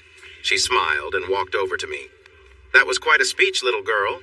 Where did you learn all those fancy words?" With confidence, she replied, "I graduated from the University of Texas, which is better than your small degree from Texas Technological College, or whatever you call that place in the middle of nowhere." "Well, you've always been smarter than me, so I'm not surprised. It just feels odd to call a top student like you a Longhorn." "Top student? I remember when you told me you didn't care what others thought because I was worth any trouble." "I figured you would remember. Will thinks I was brave, but you were the best student in school, no contest. What he calls bravery was just teenage feelings. Don't kid yourself. I needed bravery too. My wealthy Mexican parents were not happy about me dating you." She smiled and added, "I'll never forget walking into prom with you. I thought the old principal would faint." My favorite was the shocked faces of the old ladies standing by the wall. They looked really uncomfortable. Don't forget the rich kids. They were surprised too. It wasn't just the old ladies and teachers. Right, but they were worried I might get close to the best student in school after prom. And you did. You used me for 2 months and then just left. What was that about? Do you want the legend or the truth? The truth, please. I cried too. I knew if I saw you again I'd want to stay, but I couldn't. You had another year of school, and it was hard to leave like that. I didn't want to watch you cry or say no if you asked me to stay. Well, there was also that trouble we got into. Will and Woody think I'm brave, but I wasn't really. You were my weakness, and I took the easy way out." She sighed. I'm mostly okay now, but talking helps. Maybe one day I will be fully okay and can move on. Thanks for being honest. I spent years thinking it was my fault. I'm really sorry for that, Nita. You were amazing and I was not so great. It was never you. It was me wanting to leave our town. My biggest regret is not telling you before I left. She sighed again. You were right. I would have begged you to stay, and if you did, you would have resented me for it. You were never meant to be anyone's follower. Just know you have a very special place in my heart, and you always will. The music has stopped, and your lovely fiancé and most of the people here are watching us, so please laugh, give me a quick kiss on the cheek, and I will head back to the table while you go comfort the girl you care about. We did exactly as she suggested and stepped apart. When I reached Shannon, she asked, "So did you sort things out, or do I need a new fiancé?" I answered sorted, wrapped my arms around her and gave her a sweet kiss that reassured her, Katrina, and River. We danced to almost every song in the last set, stopping now and then to enjoy some drinks and chat with friends. We stayed until the end, talked with the band while they packed up, and then returned to the hotel. That night, we shared a beautiful moment together, and the next morning, I woke up feeling even more in love with my sweet Shannon. River messaged us about breakfast at 8, and we were ready by 8:15. I was always amazed at how Shannon could go from sleepy to stunning in just 15 minutes, but I guess that comes with her job. I led my lovely fiancé off the elevator and took her to the coffee pot. I then turned to see where River and Katrina were sitting. To my surprise, they were at a set of tables with the owner, his family, and 2 young families with small children. There were 2 empty chairs at the end, facing the other families. I took Shannon to the seats they had saved, set down my coffee, and extended my hand. "Good morning, I'm Theo." And then I stopped. Shannon was staring at the young fathers, looking surprised. One of them took a sip of coffee, smiled at me, and said, "We weren't sure if you would come by before you left, so we came down for breakfast. Kenneth said he'd put it on your bill. We don't eat out often. It adds up." Shannon looked as surprised as Katrina and River seemed, and she said, "I'd recognize you two anywhere. You look just like Theo. Which one is George Alexander, and which is William Augustus?" They both stood, shook her hand, introduced themselves, and shared the names of their wives and children. I stood there amazed. They were better looking than me and were married to cheerful, lovely women. Each had a son and a daughter. "You're not as chatty as I remember, Theo. Does your fiancé do all the talking for you now?" Will asked with a friendly grin. He was right, and I felt a bit stuck. I needed a moment to adjust. Ignoring the adults, I went around the table, knelt by the kids, smiled, and introduced myself as Uncle Theo. I asked Will's little boy and girl how old they were. "I'm almost 5. My name is Monroe, and my daddy says I'm named after you. Ted is too," he said, pointing at Alex's little boy who looked about 2. The little girls were bright-eyed and confident, but Ted was clinging to his mom. "And what are your names, pretty girls?" I asked. The little one, who had curly blonde hair, smiled back at me and said, "I'm Katie, and I'm 2. This is my mommy. Her name is Kathy, but she doesn't want me to tell her age." I laughed with them, shook Katie's little hand, and looked up at her mom. Kathy was also a sandy blonde, dressed casually, and she looked great. She smiled at me, and I reached out to shake her hand as she stood up. "Get up and give me a hug, big brother. You probably don't remember me because I was a skinny freshman with braces when you graduated, but I've been with Will since I got my braces off and grew up, back when we were juniors." She gave me a big hug, full of warmth, and said she was so glad I finally came home. I told her it was a pleasure to see her again, and that I remembered her as Katie Ferguson. She gasped, hugged me again, and said she couldn't believe I remembered her. "Well, back then I had a good eye for seeing potential. I put you in the great future ahead category, and I was right. I'm glad Will saw it too." She laughed and said Will didn't even talk to her until she changed a lot before their junior year, and then he just wouldn't leave her alone. I stepped next to her, offered my hand to her husband, and pulled him up when he took it. I hugged him tightly and said, "It's so good to see you, brother, and your wife and kids are wonderful. You did so well." He hugged me back and said he was proud of his wife and children, and of the life they built here in Cowtown. We let go of each other, and he smiled, saying, "Still have the old 357, big brother." When I found it by my bed and saw your truck was gone, I knew it was my turn to take charge, and I took that seriously. I was about to ask him how things went after I left when I felt a little tug on my shorts. I looked down and saw the cutest blue-eyed girl I had seen in a while. She was younger, but would be adorable in a few years. I quickly knelt and held out my hand to her. "I'm your Uncle Theo, sweetheart. You must be my brother Alex's oldest child. What's your name?" "You called me Angel, but my name is Angela. I'm the same age as Monroe, who we all call Bubba. My mom is Brooke and my brother is Ted, but he's shy, so he's hiding behind her. Could I get a hug from you, Angel? It would really make me happy." She was not scared at all. She giggled and gave me the sweetest hug I'd ever gotten. I could have held her forever, but I needed to meet Brooke and my little brother, who was in 8th grade when I left. I thanked Angela, which made her laugh again, and then I stood up.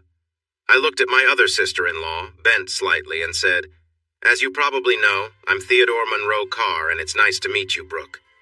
She looked familiar, but I was sure I didn't know her. She was in junior high when I left, and the only kid I really paid attention to back then was Alex, who was a good football player. She smiled knowingly and said, "Are you trying to remember me? I doubt you do, but you might know my older sister, Dee. You dated her for a bit, and I saw you when you came to our house to pick her up." "You're Dee Hill's little sister? Wow, yes, you look a lot like her. Maybe even a little prettier." She smiled and said, "She always said you could charm anyone, and now I see what she meant. But thank you. Even if I don't think it's true, she won all college beauty at Texas Lutheran twice. Did you go to TLU too? If you did, you probably won all college beauty as well." She got up from her chair, showing a small baby bump, and gave me a hug. "I hope you stick around. You really boost my confidence." I held her at arm's length, looked her over, and said, "You're not fat. There isn't anything out of place. You have that glow that only pregnant women get, so you look amazing." She laughed, rubbed her tummy, and shook her head. "Okay, stop flattering my wife. Just like when we were kids, you'd distract me and then take my toast." Brooke stepped aside, knowing what was coming next. "Come over here and say that, you silly goose, always trying to trick Mom and getting out of chores that I had to do for you." G.A., as I used to call him, stepped past his wife, made a fake punch, and wrapped his arms around me. "I missed you so much, big brother, and it wasn't just the chores I got you to do, it was having you there to take care of us, making sure we ate, and knowing we could count on you if things got tough. Will and I knew you had to go, but we missed you every day and night, I promise." I felt tears welling up in my eyes as I held him and gently swayed back and forth. I truly missed them, but I had to do what I thought was right, so I prayed for them every day.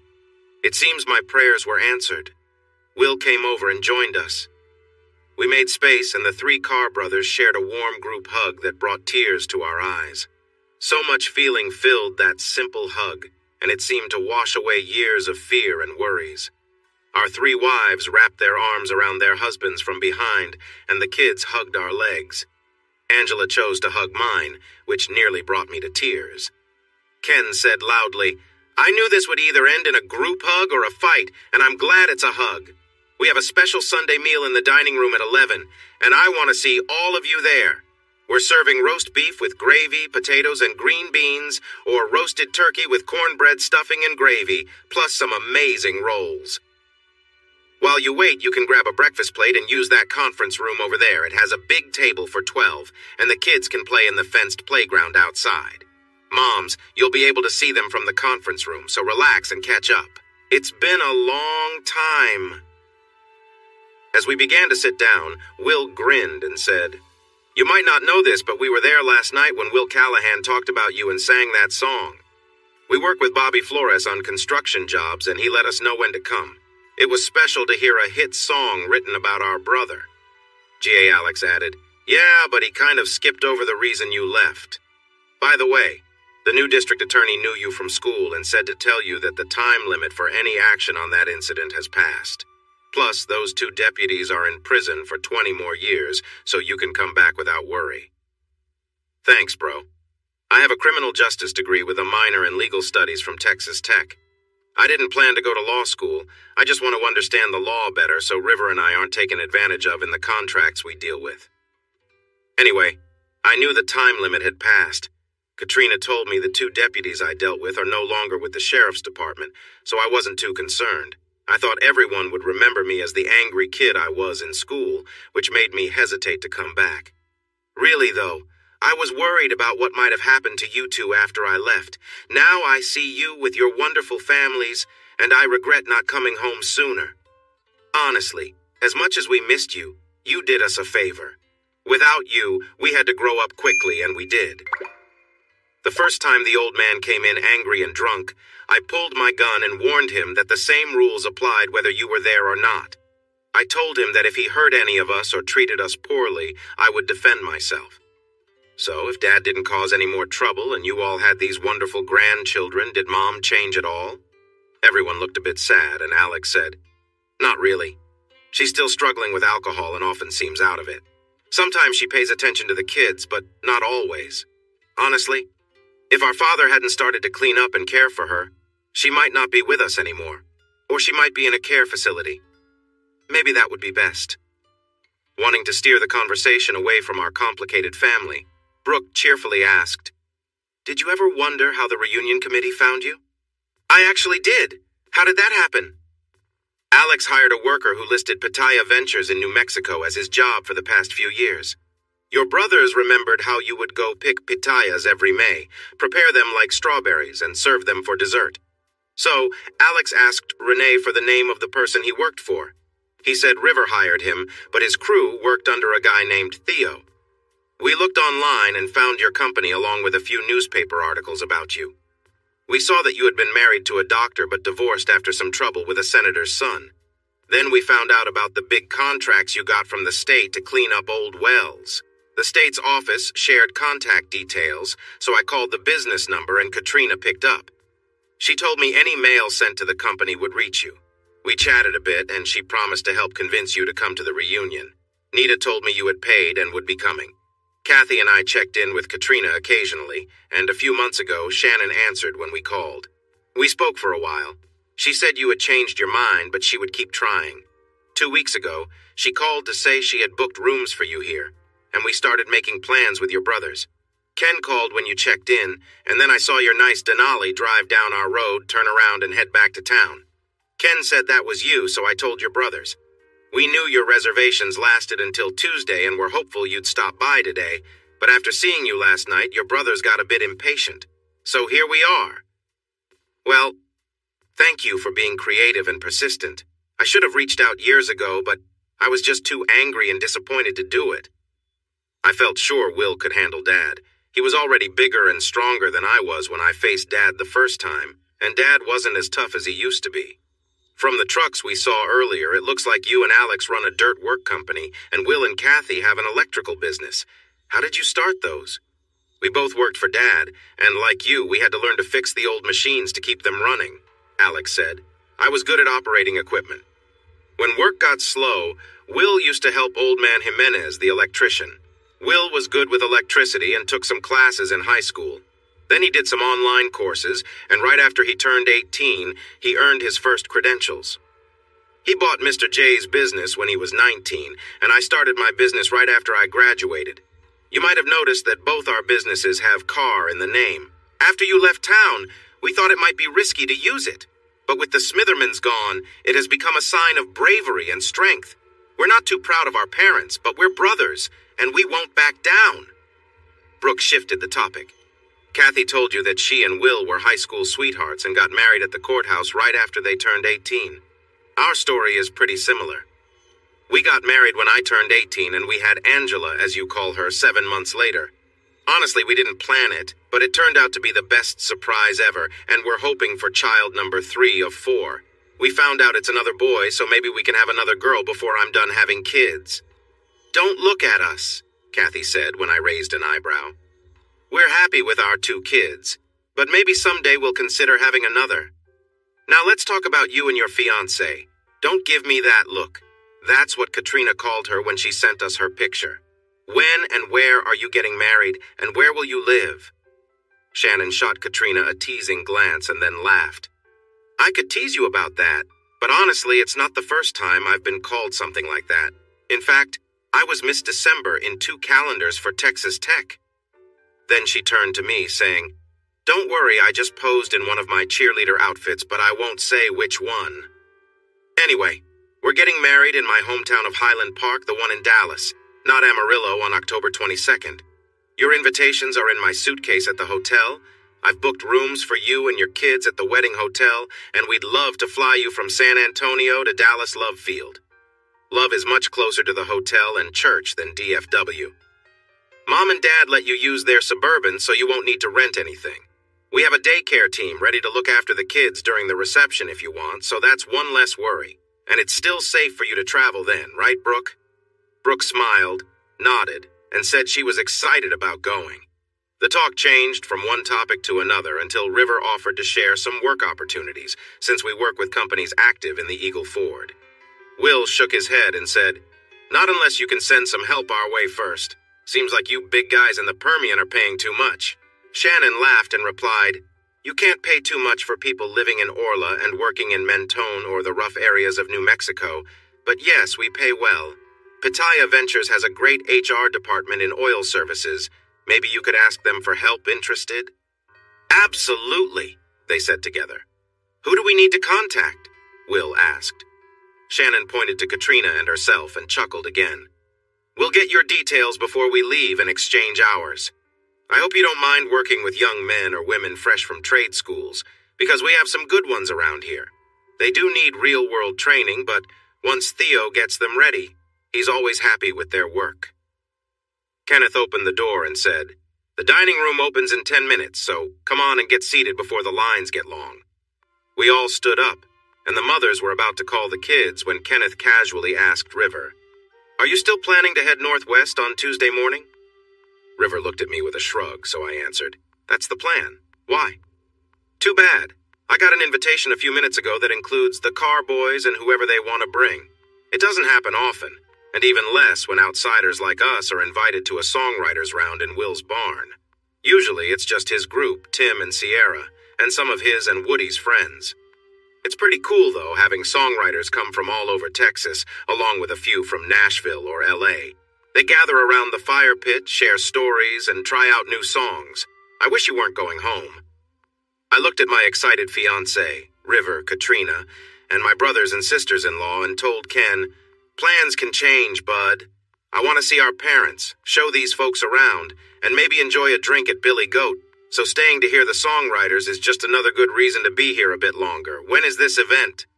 "Wednesday night at 6:30. Burgers, brats, wieners, buns, and condiments will be provided. Bring your own drinks." It went on until no one wanted to sing anymore, so sometimes we even had hot dogs for breakfast. Shannon clapped her hands with joy and exclaimed, "I'm a rich princess from Highland Park who's in a sorority at Texas Tech, and I've had more fun on this trip than I ever thought possible. TMC, you're going to be so glad you came here when I'm done with you tonight." Everyone in the room laughed, but I kept a straight face and said, "It would be hard to make me happier than I am now, but feel free to try." More laughter followed, and then Kathy chimed in, "You two better behave. We're getting the kids, and little ears hear everything." Shannon chose turkey and dressing. I picked roast beef, and we shared enough bites to agree that both were delicious. Our extended family decided that Sunday afternoon was a great time to visit our old home. We took some lunch specials and a pecan pie as gifts, and followed Alex and Will there. I can't say I felt warm feelings when I stepped onto the old porch, or when I walked in with my brothers and their families. Seeing my frail-looking mom under a blanket on the worn couch was hard, as was seeing my dad, who looked so thin sitting in his chair with the remote. In 10 years, Will and Alex had grown up and started families, but my parents seemed to have aged decades, looking like they hadn't eaten much either. Mom seemed much older than her 50 years, and Dad looked like a shadow of the strong man I remembered. Shannon's reaction turned from shock to caring, but my heart felt distant. They had made their choices. Mom managed a smile for her grandchildren as they surrounded her, and gave a nod to her younger sons. When her eyes found mine, there was no sign of recognition for Katrina, River, or Shannon, but she looked at me with curiosity. "Mom, don't you remember Theo, your oldest son?" Will asked, gently nudging me towards her. She seemed confused for a moment and then asked, Theo, is that you? It is, Mom. I've been away for a while, but it's good to see you. This is my fiancée, Shannon Barnes, and these are Katrina and River Payton, my colleagues, I said as I walked closer. She followed my words, glanced at everyone I mentioned, then turned back to Angela, who was beside her, and gave her a gentle kiss. Mom patted the young girl and looked around the room again, looking more puzzled than happy. Seeing that not much had changed except for how much older she had become, I brought my group over to my dad's chair and reintroduced them. He nodded, but didn't try to get up, shake hands, or introduce himself. He just gave me a cold stare and said, "Well, at least you're not in prison like I thought. You never did much good, but beating up on 2 officers and then running off was pretty low, even for you." He always knew how to get under my skin, and I replied, "Actually, it's not me who has been in trouble, it's those 2 deputies. Ever wonder why I bothered with them?" Kathy called out loudly, "Kids, come on!" She gathered the children and sent them outside before coming back to listen. "I can't remember why, other than you've always been tough," the old man said. "It's because I saw them stop a car with a boy and a girl on Kendall Lane. My girlfriend and I were parked about 30 yards away so we could see and hear everything. Barry Smitherman took the keys from the boy, opened the trunk, and threw a bag in. Then he pulled it out and shouted that he found some marijuana and a bottle of vodka. He and Clausen made the kids get out of the car, lean against it, and search them. The girl, Mindy Ramirez, was already crying. She was 15, and Rob Garcia was 16. It was their first date, and he had just gotten his license. The first thing Smitherman said was, 'Well, you 2 are in trouble now. We'll take you to town and throw you in jail, and the judge might set your bail on Monday.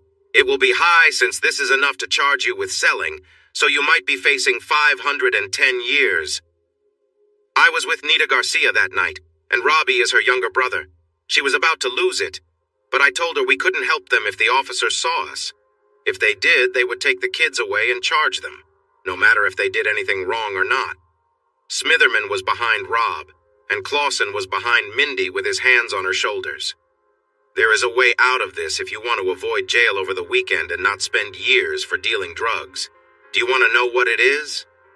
Mindy was crying so much she couldn't respond, but Rob asked what they needed to do between sobs. "You just have to follow our instructions, and we'll show you how to deal with it, and then you can go on your way."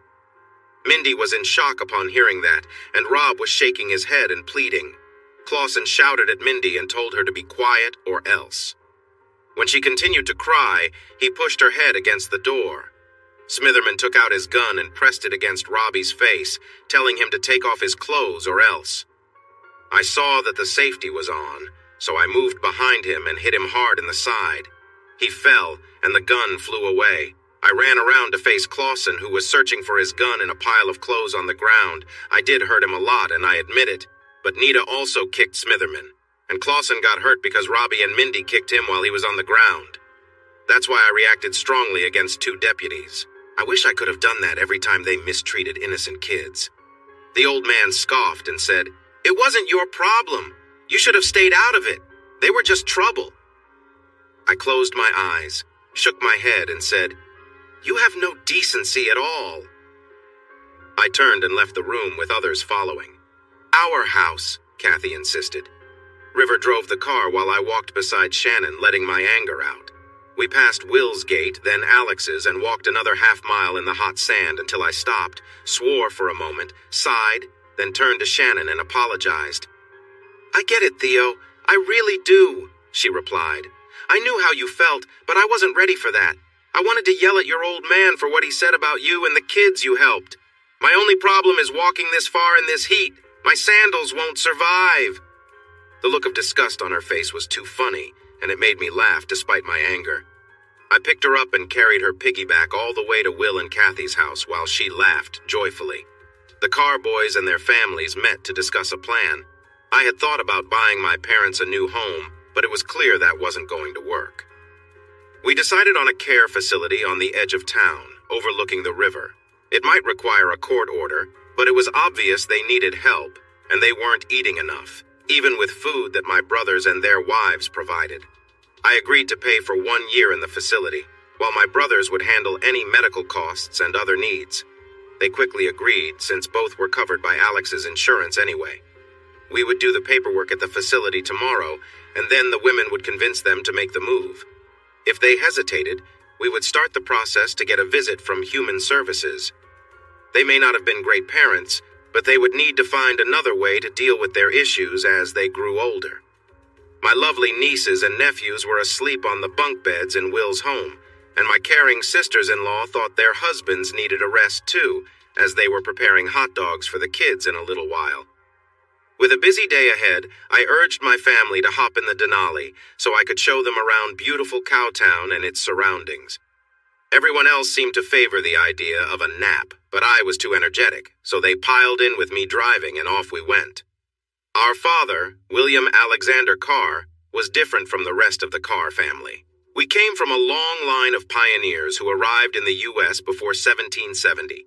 They fought in the Revolutionary War, became successful farmers, ranchers, and business people, and held positions in both state and national governments.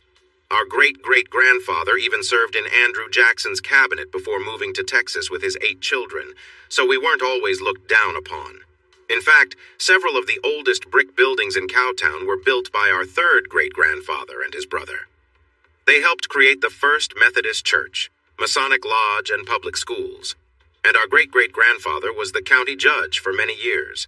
Even 10 years after he retired, the town honored him by closing for his funeral. Sadly, my great-grandfather died young, leaving only my grandfather, who was raised by his mother, and a stepfather who didn't want that responsibility. He was quite mean, and that attitude affected his stepson. A Smitherman once scoffed, "The blood grows weaker and weaker in your family, Carr, and you're the weakest." He changed his mind after waking up, injured, but that led to my first time in jail at just 13. His nose probably still hurts, but it's straighter now after surgeries. As I parked in front of the Carr Mercantile, I talked about my family history, mentioning the United Methodist Church, the Masonic Hall, and the old grammar school, now a museum. The Carrs were key players in creating all of those places, and yet I felt disappointed that this legacy seemed reduced to my father, William Alexander. Katrina quickly corrected me. "No, it doesn't stop there. It continues with William Monroe and his children, George Alexander and his family, and you and whatever kids you have. As you said, your dad is different, but you and your brothers are carrying on your great-great-grandfather's legacy and doing great things. As much as I think highly of my brothers, I believe that by the time they turn 30, they will be in charge here." Katrina and River helped lift my spirits. They wanted to visit Billy Goat Hill, Vincent's Crossing, and other places they had heard about in songs and in stories I had told. It's a bit sad that I only talked about home when I had a drink in me, and I don't drink very often.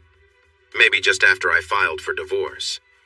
Looking back, I realize now that my feelings for Julie were never as strong as my feelings for the one sitting next to me. Just like me, she had to specially order the Denali with a front bench seat so we could sit together while traveling. Billy Goat Hill and Nanny Goat across the road didn't look like much in the daylight. I promised to bring them back at night to see the town's lights and the beautiful stars. They may not be as striking as those in West Texas, which has low humidity and almost no light pollution, but they are still lovely compared to the busier parts of Texas. Vincent's Crossing was gated and locked. The road was now marked privately maintained. The tall fences I saw meant the owners did not want people riding near their land or stopping on the old bridge. I felt disappointment. The families who once owned this land welcomed us and let us swim and cook as long as we cleaned up afterward. Thanks to the oil and gas from the Eagle Ford Shale, many areas in the county had improved, especially the streets and roads. The new football and track stadium with its shiny metal seats and turf field didn't have the charm of the old wooden stands where we used to play, though I wished we had been without the grass burrs back then. We rode out to an old dam that local landowners had worked together to build for irrigation over 100 years ago. This was part of the Winter Garden, which produced a lot of the vegetables and melons eaten in Texas during the early 1900s. A wealthy family from San Antonio bought the farms and let the dam wash away, so now there was no dam, no lake, and no place for recreation. They didn't want anyone fishing or swimming in their river, so they took away what made those activities possible. It's easy to see why I feel frustrated with the privileged. The local government accepted payments to stay quiet, showing little concern. The state was even less interested, despite the river being state property. It would be interesting to see how things would change now that Cow County has new officials. Not many people knew that the landowners had given the dam site and an acre on each side to the county in exchange for keeping it up. I wonder what would happen if the county got money to fix the dam. We arrived back at the hotel just before dark after a long and emotional day. Honestly, I was very tired, and my fiancé had fallen asleep on my shoulder during the drive back. The back seat was quiet, but I could hear some soft talking from the radio I had turned on for the trip. After I parked, but before I woke my fiancé, River quietly said, "After the welcome you received when we first got here and from your brothers, we couldn't understand why you were hesitant to come back. Now we see why. You have many happy memories here, but also some sad ones and a tough situation with your parents. If the family that used to run this place was still in charge, it would likely be unbearable. But now, you have good friends here. You've made your mark on the town and your school. Your brothers and their families are doing well, and you are doing great in your work. Add in the wonderful young woman by your side, and there is nothing here that can hurt you. Take care of what you need to do tomorrow. Enjoy the music and good company on Wednesday night, and we'll head home Thursday. Your connection with your hometown needs some time, but one thing must be addressed before we leave. Your brothers need to support you at your wedding. Do whatever it takes to make that happen." Both my fiancé and I were very tired. We had a gentle shower together and went to sleep peacefully. Breakfast was good, and our conversation was even better, which helped me to visit Will and Kathy without as much worry as I had expected. We loaded 2 cars, left the kids with their favorite babysitter, and looked around the assisted living facility that offers advanced care. I was impressed, as were my brothers. River and Katrina asked questions about caring for elderly people and received answers to things we might not have thought to ask. I made a deposit, and they offered me a nice discount if I paid for the year ahead of time, just as I had hoped. Alex and Will were managing the medical and psychological exams needed, and the girls came up with a plan to encourage our parents to give it a try. In the end, the idea of free meals and living in a new home with new furniture was enough to get Dad to agree to check it out. Mom seemed lost in her thoughts, so she just got into the car and went with them. The 3 Carr brothers and River looked through the house and decided there wasn't much to take, unless it really meant something to our parents. We chose a few framed photos, 3 albums of old pictures, and their medications. Everything else would be replaced, since their clothes and shoes were worn out and smelled bad. The doctor said they were dehydrated and not getting enough food, but otherwise they were in decent shape.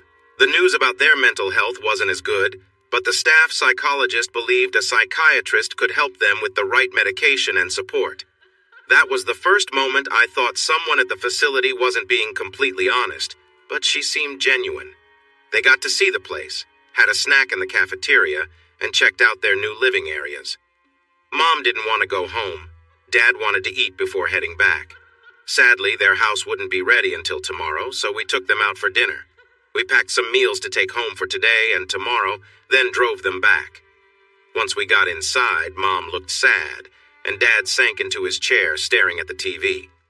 Maybe those 3 meals, new clothes and shoes, medical care, and a new home would actually make a big difference. Perhaps the psychiatrist would see that Dad had issues he could work on, rather than just being grumpy. The girls went to the mall in Laredo to shop for clothes for both of them, and we looked online at Alex's to see if we could sell some old toys and trucks he had lying around that still worked. The rest we could sell for parts. River took some time to browse items in the gallery for the upcoming Ritchie Brothers auction. We needed different types of equipment and trucks for the new teams we would soon employ, and he found several items to bid on. Alex and Will were new to online auctions, so River showed them how it all worked. The women returned around 9 p.m. with more clothes than our parents had ever owned, plus a few things they picked out for themselves. The kids were fed and in bed, and we were relaxing on Alex's deck with some drinks, but we were all tired, so we headed back to the hotel while Will and Kathy went home. On Tuesday, over coffee, I called some of my groomsmen to see if they would be okay moving a little to support my brothers. The first 2 I spoke with were excited, but wanted to make sure they would be invited to the party and the rehearsal dinner. I promised they would be invited to the rehearsal dinner, but I forgot to mention there would be no bachelor party, even one as boring as the last. As soon as I saw them, I asked my brothers to be groomsmen, and they agreed, thinking they could get nice suits since they didn't have any.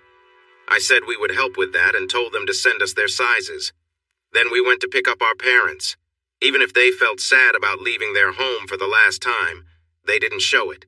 When we arrived, Mom went through her closet and looked at her new clothes. She seemed happy and even hummed as someone prepared a nice bath for her and laid out a new outfit. Dad found some snacks, looked at his clothes, and agreed to shower and put on something new, although he complained about having to wait before lunch. Alex had told him it was important, and it worked.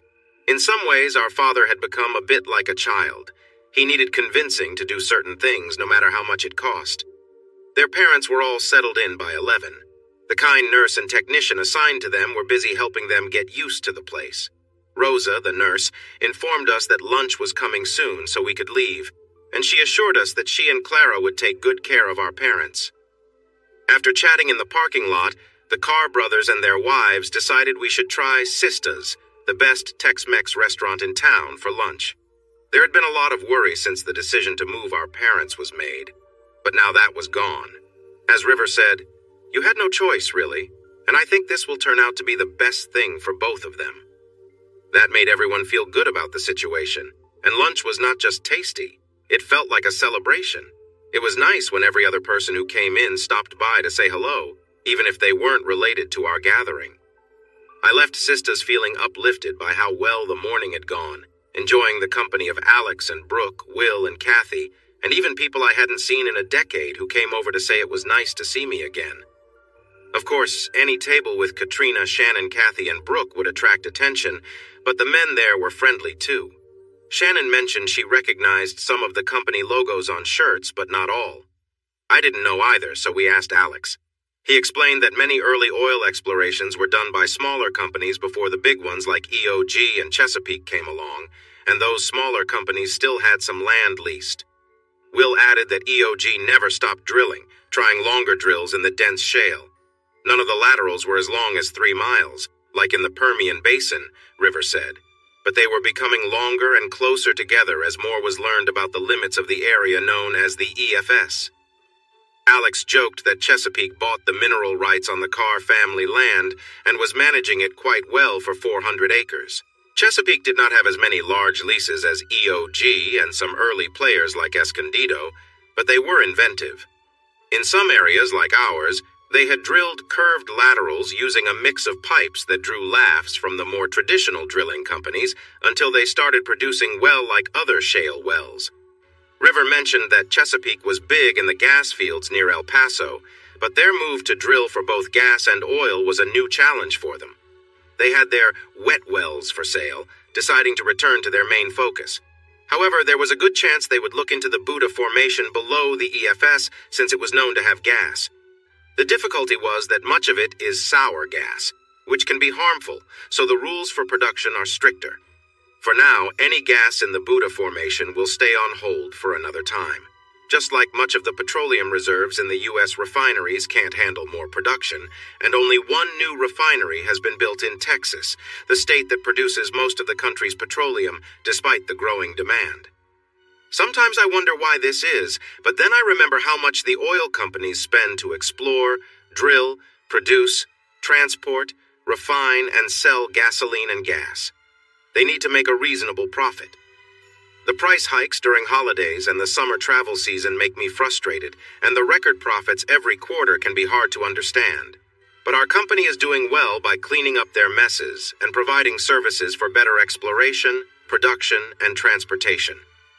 Complaining about their profits while trying to do the same can seem unfair, but that's just business in the oil industry. During lunch, our conversation led Alex to take us for a ride down one of the most productive roads, and we were impressed by the number of rigs working. With enough pipelines and refineries within 110 miles in Corpus Christi, and some even closer, the higher costs of EFS production were somewhat balanced by the nearby refineries and tankers that transport refined gasoline and diesel to other U.S. ports and abroad. At 3:30, the wives called to let us know there was a swim party at the hotel and that we were needed as lifeguards, so we headed back. Anything else we should know? River asked. Actually, she hinted we'd be really pleased when the bids come out. She suggested we start getting ready now so we're prepared when the contracts are awarded. That's how I understood it, right, intern?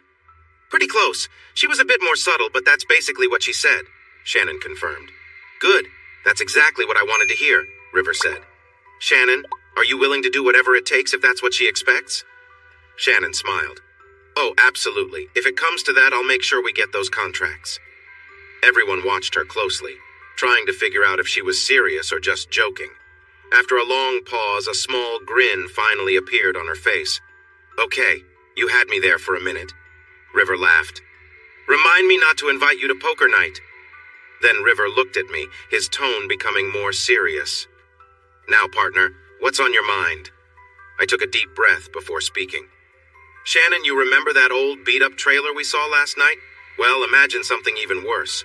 A broken-down shack surrounded by rusty trucks. That was my family's home. I paused, the memories weighing on me. My dad had a problem with alcohol.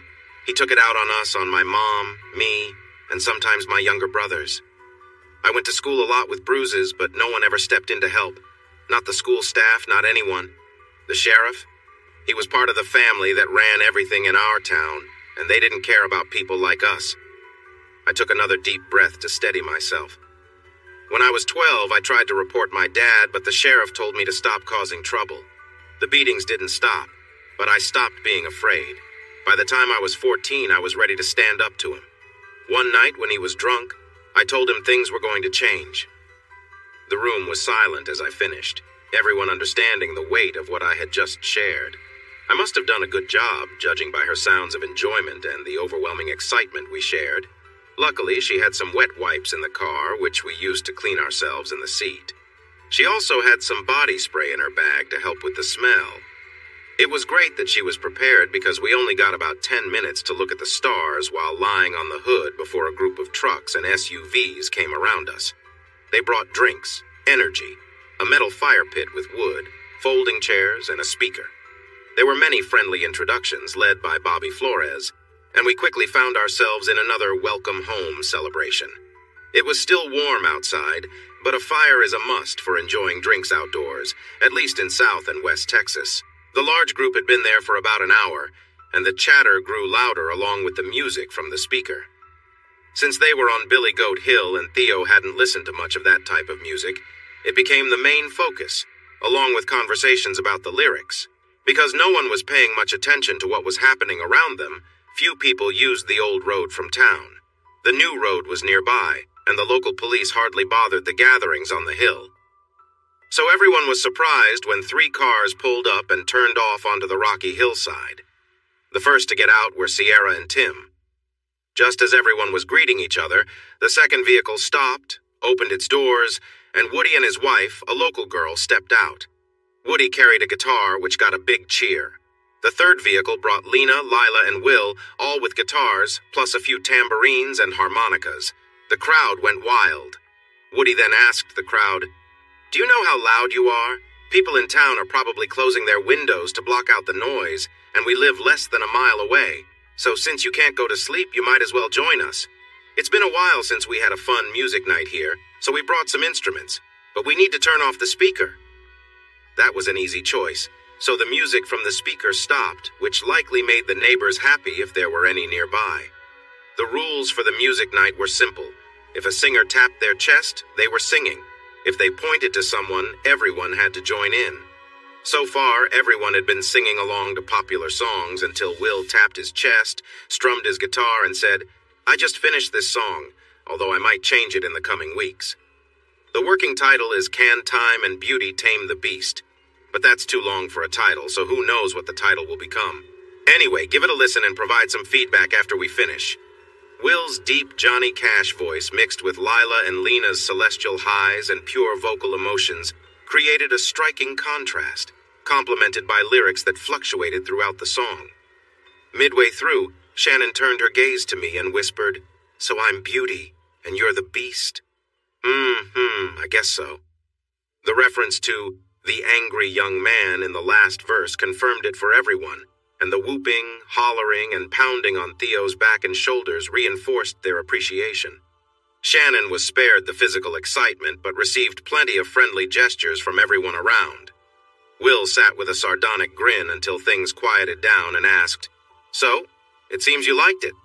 Any thoughts on improving it?" There were no immediate suggestions, though Shannon mentioned she had a few ideas to share tomorrow. About 20 songs later, Woody closed the show with an invitation. "We need to get back, and you need to get home. We're hosting a songwriters round tomorrow night, and you're all invited. Be there by 7 and BYOB. It took 15 minutes for the crowd to disperse, leaving Shannon and me staring at the fire still flickering in the ring. She got her phone from her pocket, found something to play, laid her phone on the hood, and gave me that playful look I know signifies that the fun is about to start. When the music began, she joined in, initially just dancing around the fire, its flickering flames casting a warm glow. Then she stood across the fire, moving gracefully, with the moonlight adding to the scene. As she danced, her outfit playfully swayed, drawing my attention. I wanted to join her, but she seemed to be fully engrossed in her performance, and I simply watched, captivated. She spun, looked over her shoulder at me, and danced, showcasing her joyful energy. I was mesmerized by the moment, feeling the electricity in the air. As the dance continued, I appreciated the carefree spirit of the evening, feeling the warmth of the fire and the connection between us. I waved for her to come closer, but she stayed on the other side of the pit, swaying playfully and teasing me. When I couldn't take it anymore, she giggled and said, "Catch me if you can." I started to move around the pit to my right. She dashed left, jumped into the Denali, and opened the back door. I picked up her clothes from the ground and followed her inside, only to find her in a playful position, clearly enjoying herself. As I knelt down, she welcomed me with enthusiasm. This wasn't just affection. It felt very raw and wild, like two animals. Her excitement echoed in the night. She wrapped her legs around me and whispered sweet words, holding me tightly. Her giggle told me that my fiancé had returned, and the playful mood softened. She joked about needing to clean her new Denali before anyone could ride in it, especially the back seat. We used the wet wipes to tidy up and cleaned the seat. I checked the fire to make sure it was safe before we headed back to the motel. The next morning, we enjoyed a hearty breakfast, then rushed to the auto parts store for deodorant and leather cleaner. As she leaned out the open door, her presence caught the attention of some passing drivers, but she was focused on cleaning her graduation gift. She wore a smile now and then, showing she noticed the attention. I walked around to see how she was doing and let out a whistle of appreciation. She stood confidently, looking great in her shorts that showed off her legs. She certainly drew attention. When I came back to my side, she looked up and said, "We need to finish this job soon and head back to the room, or we'll lose track of time. Let's get this done." I playfully called her an exhibitionist, and she agreed, saying it was just part of who she was. She urged me to hurry up so we could wrap things up. We made it back to our room in no time. An hour later, we found River and Katrina with Ken. Katrina playfully said, "We've been waiting since you both got back, but it looked like you were on a mission. Are you feeling better now?" She rested her head on my chest, and I just smiled. They laughed, stood up, and walked to the SUV with us. "Wow, this new car smells really nice," Katrina commented, and River joked he had never smelled a better air freshener. River blushed, but I just shook my head, knowing he was just being funny, and I agreed. It was going to be a very warm day, with temperatures around 95 degrees. My brothers and their wives took another day off to show us around. River was dressed in casual shorts and a t-shirt, while my brothers and I wore jogging shorts and t-shirts as well. The four women wore short shorts and comfy tops that didn't require extra support. Their playful movements were a little distracting. In Cowtown, known for its hot weather, people often dressed lightly, and Katrina and Shannon fit right in. In their outfits, Katrina stood out as my favorite of the group, and my sisters-in-law were in their 20s, looking great. We were traveling in a passenger van Alex bought for his growing family, which he also used for work. He was driving, and Will was guiding us, so while sitting next to Shannon, I could enjoy the view, just like River was doing from the back seat. Kathy sat in the front jump seat next to me, and Brooke was beside River. I have to say, my brothers picked well. The baby due in a few months would be just fine. Kathy posed a bit under my gaze, and Brooke showed off her legs and smile. Shannon nudged me a few times, and Katrina laughed at us, knowing we were all just having fun. My distraction kept me from noticing when we turned onto a paved road until Will asked, "Do you remember this place?" A tight feeling hit me when I saw Smitherman Industries. To me, it stood for the struggles the workers faced under the Smithermans. Those who worked there often had long hours, low pay, and tough conditions, which could affect their families and leave them in a tough spot. Before you step out, take a look at the sign up front. After we took down the Smitherman sign, Car Dirt Works set this one up, and Car Electric made sure it lit up. It's an interesting sign, but what it stands for makes it even better. This place is owned by a group of investors from here and other places, including San Antonio, where the company is based. 2 new small tech companies have opened along the River Road. All 3 companies offer good pay and benefits, similar to those in the cities. With the lasting jobs from the Eagle Ford project, Cowtown is almost fully employed now. It's quite different from when you last saw it. Many people think the Smitherman family's troubles started because of Will's songs, but your stand against them and how you stood up to them before you left are still talked about. People often chant like TMC when they remember the start of the rebellion. This place still feels strange, but the new sign looks much better than the old one. Please show me the other work sites and the new clinic I've heard so much about. They did, and the new shiny building stood out next to the historic Front Street, which has old brick buildings from the late 1800s and sidewalks that still have rings for tying up horses. Some of these buildings were in bad shape when I left, but as the community became more prosperous, they were fixed up and now proudly stand as historic sites. Seeing these changes, along with the nice cars and trucks everywhere, made me really happy. I never imagined Cowtown could look like this. From downtown, Alex drove into the nicer neighborhood where the Smithermans and their friends lived.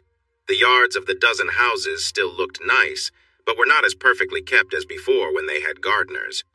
The homes still looked good, but you could see children's toys and swings in the yards now, making the area feel friendlier. The Smitherman mansion, built by the grandparents, was now owned by a tech entrepreneur who had moved his business here. Will mentioned he made his wealth from video games before he moved into creating software for businesses and government. His office is full of bright, creative people who help the community grow. The Cowtown cars are friends with Richie, the owner, and some of his team. Alex stopped at a taco stand in a small food truck park near an old bar by the river, and we each picked the tacos we wanted. It was pretty warm, but there was a nice breeze, so we sat at a couple of tables with umbrellas. My carne asada tacos were delicious, and Shannon's fajita tacos were great too. We even swapped some. She insisted they were the same, but I showed her the difference in the meat. The old river park, which had been forgotten during the Smitherman years, has been brought back to life. It now has BBQ pits, grills, covered tables, and easy access to the river for fishing. Swimming isn't allowed because the river has different conditions, some of which can be fast-moving or stagnant and unsafe. Kathy jumped in, saying it was okay because there was an indoor-outdoor pool at the park about a mile away. It seemed like a nice place to raise a family, and my brothers were happy here. Who would have thought? After a quick nap and a shower, we got ready for the songwriters event at Will's house. It was still warm, but I found some nice jeans and a blue polo shirt on the bed after my shower. I changed my mind and picked a colorful shirt with Texas peppers on it instead, went for some comfy shorts, and put on my best athletic shoes. Kathy looked at me first with disapproval, then seemed to think for a moment before nodding her approval. I look good in jeans, but I think my legs get more attention in shorts. The shirt shows off my shoulders, too. I felt I looked nice for a songwriters festival. Then I looked at what Kathy was wearing. Wow. She had on a denim skirt that went to mid-thigh and a white top that hung off her shoulders. It showed off her waist, and you could see her stomach, too. She looked really great. Alex arrived on time with the van. He and Will were watching Shannon and Katrina, who was in a denim romper. River looked at Shannon from behind, rolled his eyes, shook his head, and said, "Wow!" I got into the van and saw Kathy in a cute sundress, making me pause. I leaned over and asked, "Are we ready for anything?" Will caught the drift and said, "Yeah, we should stop back at the house for some gear. These musicians can be a handful, and I don't want them thinking they can take over. Well, I don't have any bats or gear, Alex replied, but I have some tools and a knife with me. We should be okay, though I doubt Will or Lila will let things get out of hand. At that point, the girls started teasing us, with Kathy leading the charge. If you're trying to protect us, you're a bit late. Besides, wouldn't you be excited to know I met a country star? Oh, I'd be thrilled, especially with just a tool in my hands, I joked. Kathy squealed happily and hugged her husband. Shannon grinned at me and started to ask something, but I cut her off. Don't even think about it. If you end up with a country star, make sure he drops you off in Dallas because I'll be headed to Orla. So, you wouldn't fight for me? She asked playfully. Okay, that's a silly question, she said with a smile. I guess what you mean is, if I break your trust, I'm out of here? Yes, tonight or any day or night forever, you get it. But we haven't even said the vow about commitment yet. Can't I have a little fun before that? She pushed. Sure. Didn't you have a bit of fun last night? She replied while cuddling close to me. I heard you all had a celebration at Billy Goat, and there were some wild animals around after everyone left. Do you know anything about that? Brooke teased. That must have happened after we made sure the fire was out, I said with a grin, which made everyone laugh. The gate on the old road was open, but 2 men checked our names on a list before letting us go. I noticed we drove almost to the old bridge at Vincent's Crossing before turning to Will's house. I asked Alex about it. Yeah, it's right there. The last owner built a great house but didn't take care of the river. Will has people working to clean it up, and we should see the river about 100 yards down the road on our left. With a frown, Alex said, The people who own the 2 places across the bridge aren't looking after it. The metal frame is fine, but the wood is falling apart. It won't be long before they can't come in or out. Maybe that's good. Perhaps they will sell to Will, or someone who cares about the history they ignore. The occasional floods in South Texas had changed the river a bit, but the spot where we used to swim and have fun at night was still there, along with the sloped bank where we used blankets. That was on the opposite side of Will's property, which reached halfway into the river. A thought of Nita in the moonlight crossed my mind, quickly replaced by a memory of Shannon in the flickering firelight. She squeezed my leg as if she knew what I was thinking.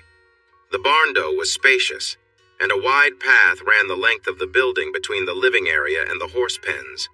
This was perfect for the songwriters, who set up in the middle, so they would be surrounded by everyone. A young woman I didn't know, but Shannon did, was quietly tuning her instrument and warming up her voice.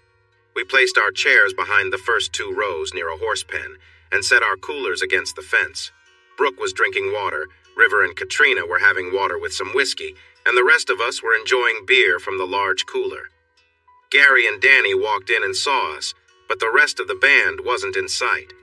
The talented musicians came over to greet us, informing us that the hosts were busy preparing burgers, hot dogs, and sausages, along with bread, toppings, and sweets. The charcoal grills were ready to be lit, and soon they would join the growing crowd. Since the first singer, Dina, wasn't quite set, Gary suggested we take a quick look at their living space and the other rooms the Callahans had added.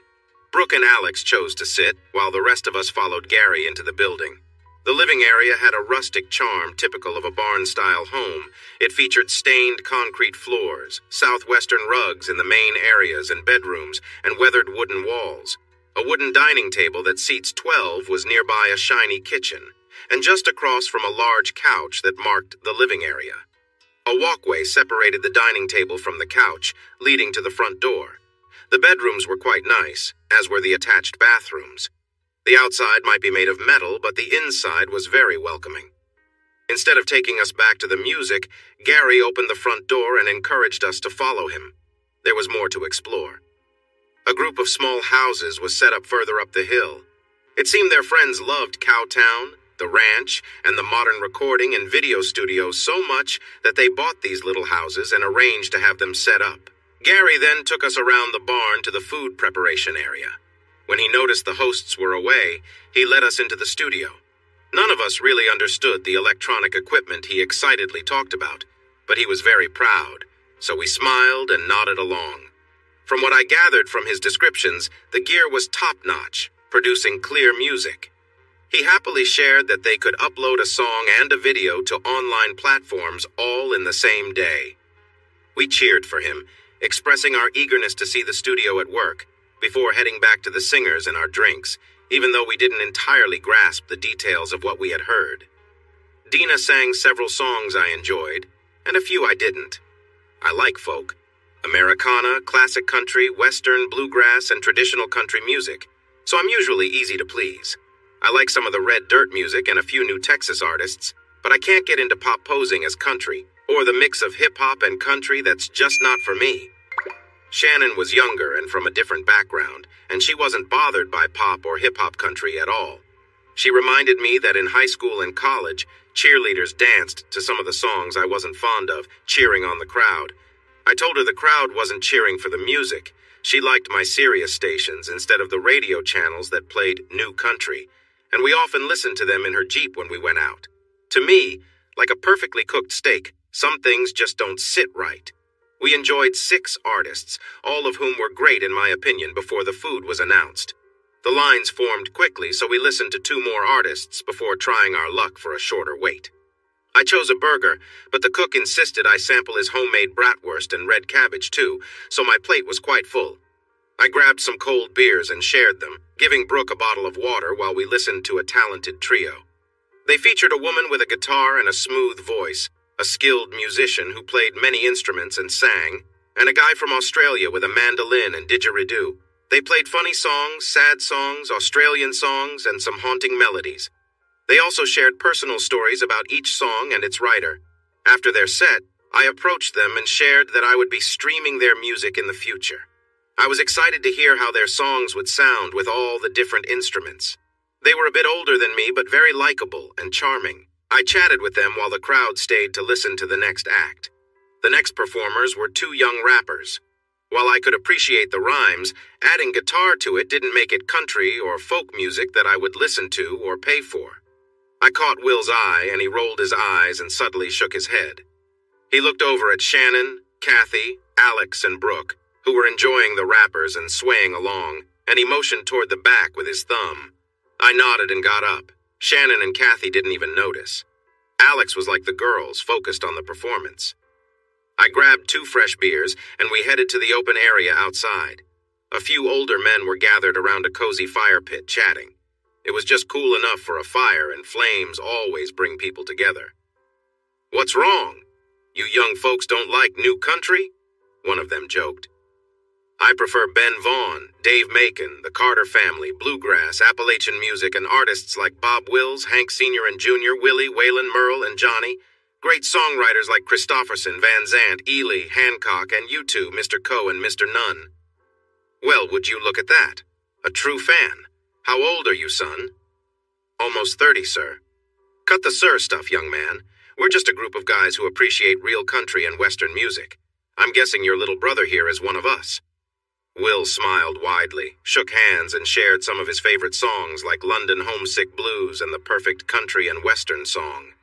Not everyone could be so bold and get away with it, but he did, impressing them with the concerts and dances he had attended. Baby brother was smooth.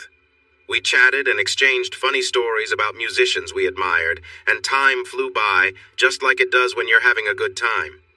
When I turned to listen again, the hip-hop artists had left, and a blonde teenager was playing her banjo and singing. She had a nice voice from what I could hear. Alex and Brooke were watching her, but I was searching for Shannon and didn't see her or Kathy.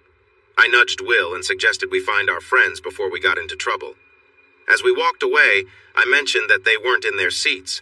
He talked about the tools he had in his car, and we looked around for them. They weren't in the alley or by the food stands, so where could they be? We checked the studio and the house and walked out front. Will grabbed my arm. "I see someone with blonde hair inside that little house over there. Let's go take a look." I sighed. "Look, we're engaged but not married. If she's going to be unfaithful, I want to know now." "Easy for you to say, but I've got 2 kids at home. Let's go." He hurried up the hill, trying to stay out of sight of the windows. I followed. If we caught them in a bad situation, it would turn into a very difficult night and an even worse month. I saw Kathy and a young man in a small hallway. He was leaning closer to her, but she was keeping some distance. He was talking about a new song they were working on and asking for her thoughts. After listening for a bit, Will laughed. "This feels way too practiced. He must have rehearsed it. The question is whether it will make Kathy lose her guard, as he hopes."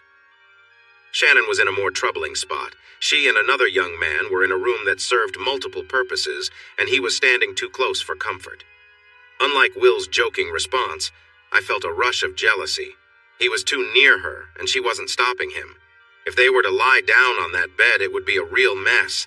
Forget about wanting to know, I was feeling extremely jealous. He put both hands on her shoulders and leaned in as if he intended to kiss her, or maybe push her onto the bed. I considered going back and coming through the front door when she kicked him away, pushed him onto a chair and said, "Thanks for the tour, but you really should have listened to the simple rule I gave you. Now you're in a lot of pain, and I didn't even get to see the loft. Maybe another time the owners can show me. Bye now." She marched into the hallway. Pretty boy one held up his hands and backed as far away as he could. Kathy laughed and told him, "I wasn't going to knee you if you broke the golden rule. I was going to give you a good talking to, pretty boy. We ought to tell our husbands, but that would take too long. Bye be now." They came out the door and downstairs, giggling and praising one another, but 10 feet down their path stood 2 men with their arms folded across their broad chests and scowls on their faces. Kathy immediately threw up both hands and proclaimed, "He never touched me." "Okay," Will replied incredulously, "but explain why you were in a house with a strange man after you've been drinking. Haven't we had a conversation about stuff like that already?" Kathy's blue eyes widened, but Shannon interjected. "They invited us to see their friend's tiny home, and their friends gave them a key. You all were occupied over at the fire pit, and we wanted to see one. We made it very clear we were only interested in seeing the house before we agreed to go. And Keith did try to get too close, but I stopped him and we left. So, they just came up to your seats and invited you to go see their place? Sounds unlikely." Even in the dark, I could see her blush. "No, after their set, we went over to talk with them like a dozen others, and we all ended up outside by the food. They ate a brat and answered questions from their fans, then thanked everyone for their support. Most moved away, but they told us to stay. Keith got the keys from a guy and invited us to see their tiny house. We had the conversation about being married and engaged, and they agreed. We decided to go with them, but keep our distance." Kathy continued the description. "I walked beside Shannon as we followed them to the house. Aaron and I looked around inside first, and then we came out so Keith could show Shannon around. Looked to me like he was showing her something he shouldn't have," I interjected, teasing them now that the event was behind us without harm. Shannon was thinking about how to answer that when Will coolly said, "So you were following these guys around like fans wanting a picture, or maybe more like one of their admirers. Did you throw him your number on a piece of paper?" Kathy laughed and said, "I didn't, but you might want to check with Shannon." Before she could react, I playfully grabbed her wrist. "Nope, but I can tell you she's blushing. Being that close to the excitement must have gotten her all flustered." She grabbed my wrist with both hands and attempted a quick maneuver to spin away, trying to playfully assert her independence. She's strong in a cheerleader and gymnast way, but I'm strong like someone who works on an oil rig, so my attempt to lift her didn't go as planned. She made a funny face and then started to laugh. Since she wanted to have fun, I lightly grabbed her by the waist, bent my knees, and tossed her into the air like a rocket ship. She cheered and did a little twist in the air for balance, landing safely in my arms. She couldn't stop giggling, just like a little kid who's being silly. Our friends, Will, Kathy, Lila, Lena, and Woody, were all watching with smiles. "We came out to check on you girls and arrived just in time for the fun. Thanks for that, especially from Woody and me. I can't really speak for my wife," I said. "As we used to say in college," Lila grinned, and then looked at Lena and Shannon. Shannon giggled again, and they all chanted together, "Why get rid of the prettier half?" Lila joined in the laughter. "At some point, Will might want to share funny stories from living with these two," Woody joked, pointing at Lena and Lila with a smile. "Let me go, you monster," Shannon laughed. "I've already put on enough of a show." But I noticed she wasn't even trying to get away. I gently set her down, and she straightened her skirt. "I'm ready for a drink," she announced. She linked arms with Kathy, and then grabbed Lena's arm, who in turn caught Lila's, and off they marched together, showing their girl power. I looked at the other guys whose eyes were glued to the four women, and Woody said, "I would pay to see this." "Definitely." The others agreed, and we followed behind, but without linking arms. The four musketeers were getting so much attention near the alley entrance that they turned into the 6, then 8 musketeers, attracting even more guys to join them. In the alley, 4 country rockers had formed a makeshift band and started playing songs. They promised to sing hits from famous bands and urged everyone to get up and dance. There were a few songwriters who hadn't yet performed, but nobody minded. We danced along happily for about an hour before taking a break. People grabbed fresh drinks and settled into chairs, asking someone to sing. Those who hadn't yet performed happily took the stage, entertaining their friends. When the last performer finished, Gary and Danny arrived with instruments and microphones, called a few more people up to play, and picked up where the last band left off. They even mixed in some slow songs, and we danced with whoever was nearest. 10 songs later, Lena found herself in my arms. I had lost track of Shannon among the crowd of swaying, mostly tipsy people.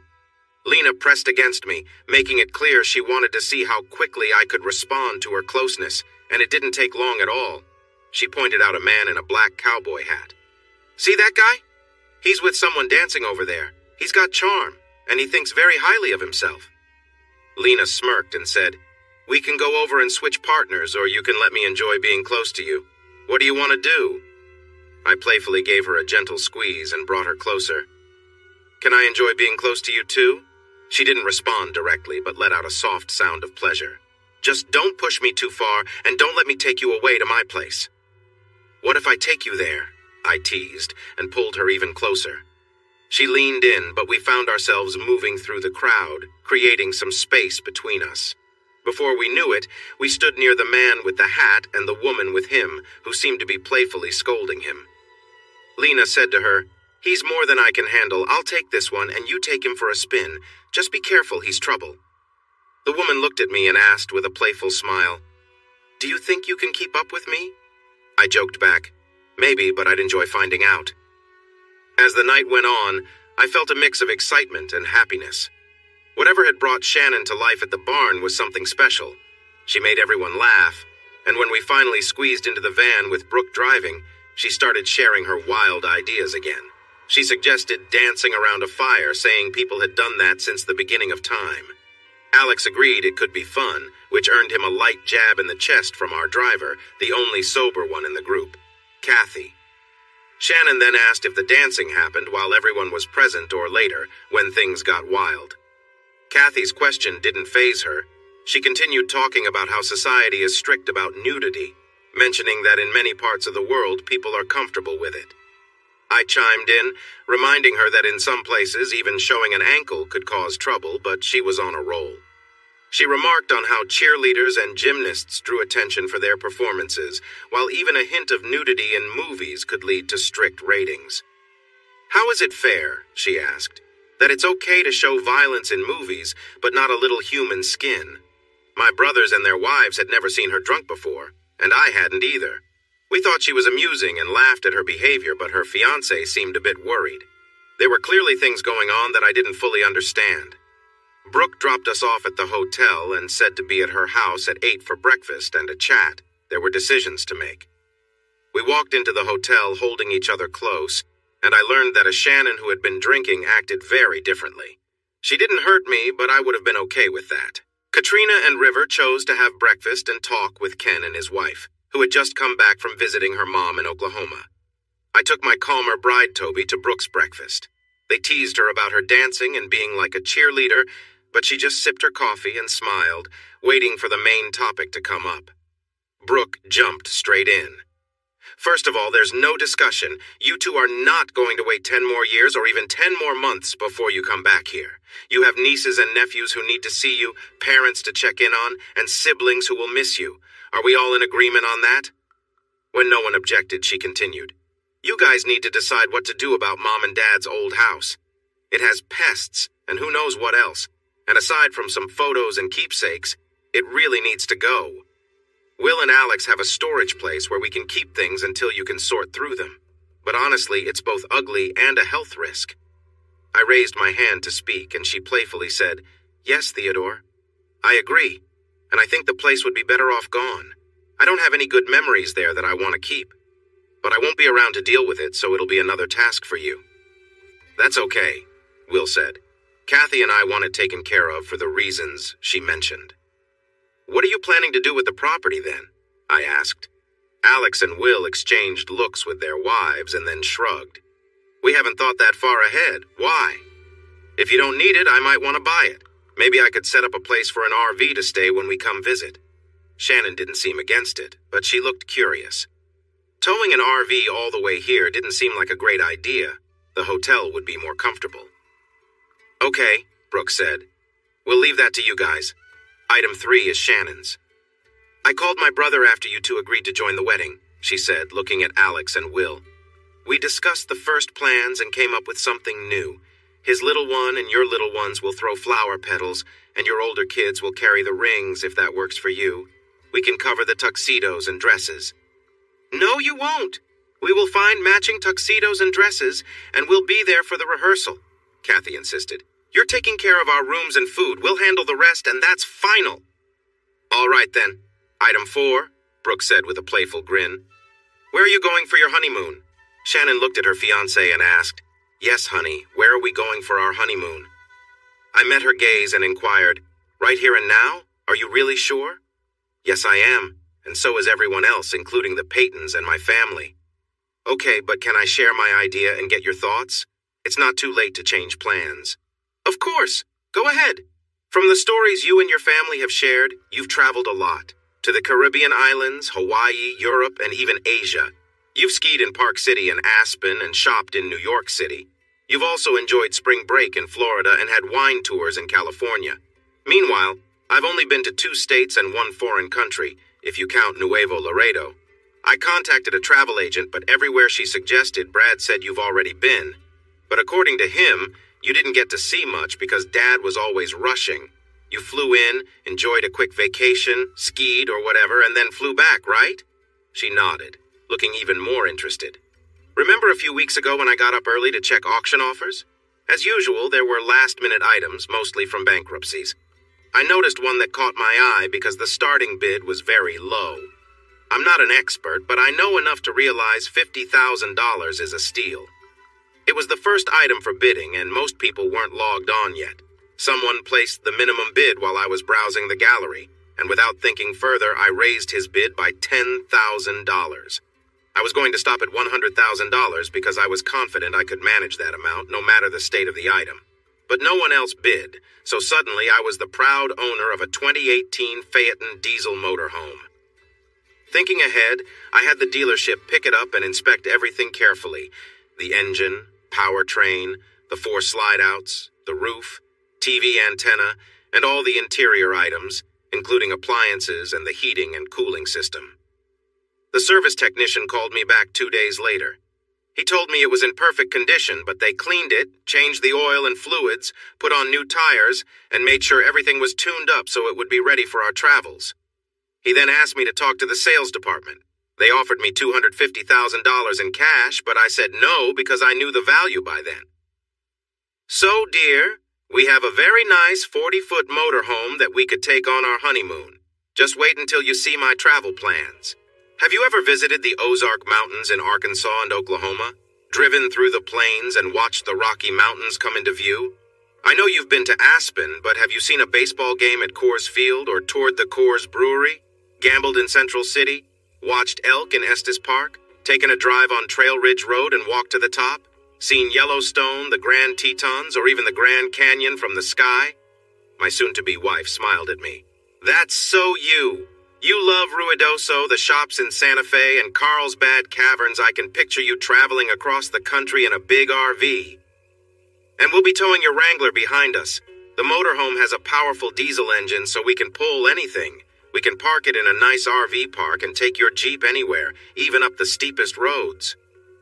Or park it somewhere and come down here to visit your nieces and nephews, Brooke asked with a grin. Absolutely, I replied.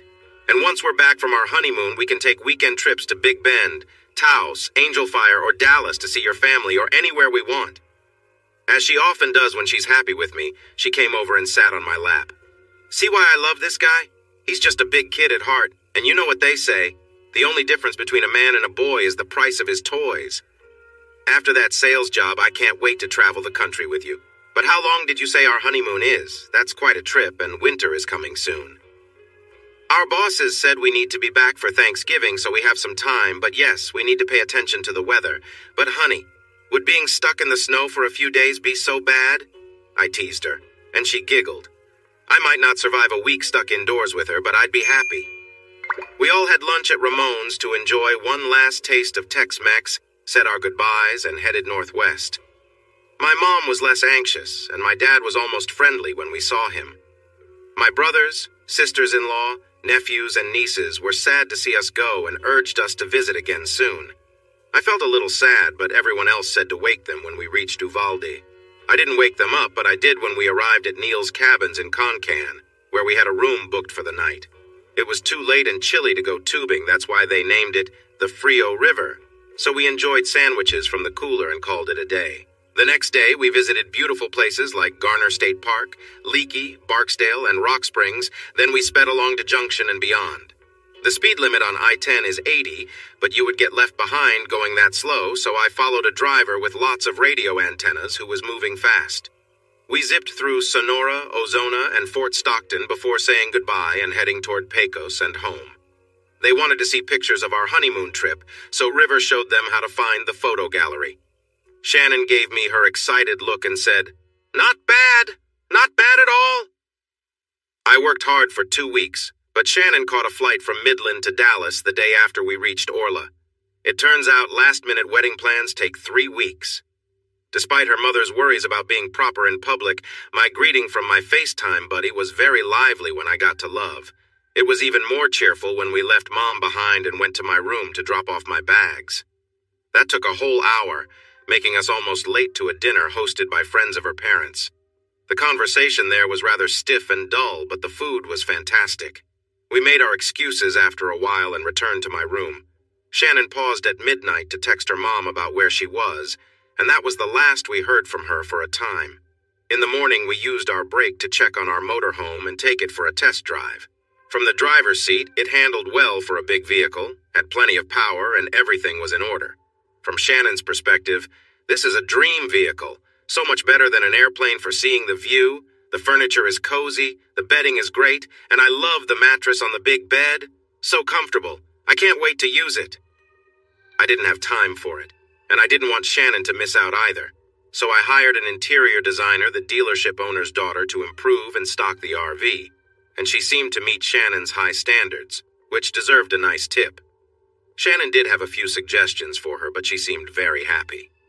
We would pick it up the morning after the wedding and head to Hot Springs, Arkansas, a place neither of us had visited before. I might not be as great as Daddy, but I can introduce her to new experiences and emotions. Hopefully, that will be enough. Compared to all the Bridezilla stories I'd heard, Shannon was surprisingly calm. A busy florist who was missing a certain flower for the party? "No problem. What do you have that matches our colors?" asked a caterer who hesitated to offer meals suitable for kids. "That's fine. I can find someone else. Just give back the deposit on your way out." I wasn't used to this, but I decided to look for another option. "You have 1 hour to confirm." When I asked her about it, she replied, "Do you know how many sorority dances and fancy parties I have organized? There's always another way. Besides, 100 years from now, no one will remember." Shannon Alana Barnes is not just stunning. She has a lot more going on than meets the eye. This is going to be an exciting adventure, and we kick things off in 2 days. My family, consisting of 6 adults and 4 kids, arrived in the afternoon from different places and gathered at the hotel. That evening, her sorority sisters and cheer squad members came with their partners, and her family arrived too. We took over the bar. When one of her bridesmaids asked if she had booked the band she wanted, she smiled and said she hadn't, but she found an even better one that everyone would love. She didn't reveal the band, saying it would be a fun surprise. Her lovely sisters were there with their boyfriends, and since they all had shared experiences with the sorority sisters and cheerleaders, everyone was having a great time. As they were leaving, Shannon's mom asked when she would be home. When Shannon said later tonight, her mother looked surprised. but they had agreed on a short break to make our special time together even better. Shannon's wedding party included her sisters as maids of honor, her college roommate and best friend Allison, and her close cheerleading friends Salah, Kim, and Michelle. They represented 10 months of the Playgirls of Texas Tech calendars, which were popular both in Lubbock and online. Seeing them in person made it clear why they were so well loved. My best man was River, and my groomsmen were Will, Alex, Brad, Abe, and Beto, a friend chosen by the group who had supported me through the years in the oil field. I wanted everyone to come, but they were still hesitant, despite loving Shannon just as much as I did. The rehearsal went smoothly, although Shannon changed who would walk with whom based on size and other factors. The dinner, hosted by River and Katrina, was a unique mix of roast and love story, with all the wedding party members, both sets of parents, and Shannon's grandparents sharing toasts and heartwarming stories. This time there were no awkward stories from the hen party or bachelor party because we didn't have either one.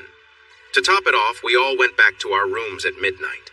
I missed her sweet smell and the soft feel of her skin in my bed more than I expected. 2 nights apart felt longer than the 2 weeks she spent in Dallas while I was in New Mexico. Maybe it was just the excitement building up. On Saturday morning, our wedding day, she called me early just to hear my voice. After I made sure she was not having cold feet and that she missed my touch, we talked about the plan for the day. The guys were playing golf, while the women were off to a spa and for their makeup. Brad suggested the golf idea, and it turned out to be a lot of fun. Apart from Brad, his dad, granddad, and River, we weren't very good at golf at all. I had played more mini-golf than real golf, as the closest course was 50 miles away, and I doubted Beto even knew what a golf club was. But River seemed to play quite well. It turns out many business deals happen on golf courses around Midland. I tend to be clueless when it comes to tricky situations, but it didn't seem odd when Will, Lily, Woody, and his wife Shannon, Gary, Danny, Lena, and the sound technician for the BGH Pundits joined us. They said they were in town for a gig, and Shannon had recommended this course during a songwriter event. They were much better than my brothers and me, which wasn't hard to do, and they brought a lot of laughter to the game. My in-laws joked with me, but they didn't mean any harm. They often asked how the athletic car boys could struggle so much on the golf course, but we didn't mind. We knew we were bad and admitted it. Back home, we had plenty to do besides spend 6 hours playing a game. Lila, Shannon, and Lena had other plans and left after 9 holes. When the men finished, there was a tray of sandwiches waiting for us at the country club. It was during lunch that I started to learn about the business world River and the Barnes family had mastered. My first lesson came from Will Callahan himself. "I heard you guys are thinking about setting up an RV spot on your parents' land, is that true?" That seemed like a simple question. "Yes, I just got a motorhome, and we want to come by occasionally to stay close as a family." "So you and Cowtown are not enemies anymore?" Woody joked. I always thought of the song "You're Always 17 in Your Hometown" as a warning because of how I left when I moved northwest. But it looks like I wasn't as looked down upon as I thought. I reconnected with my brothers and a few old friends, and I got to know your band better.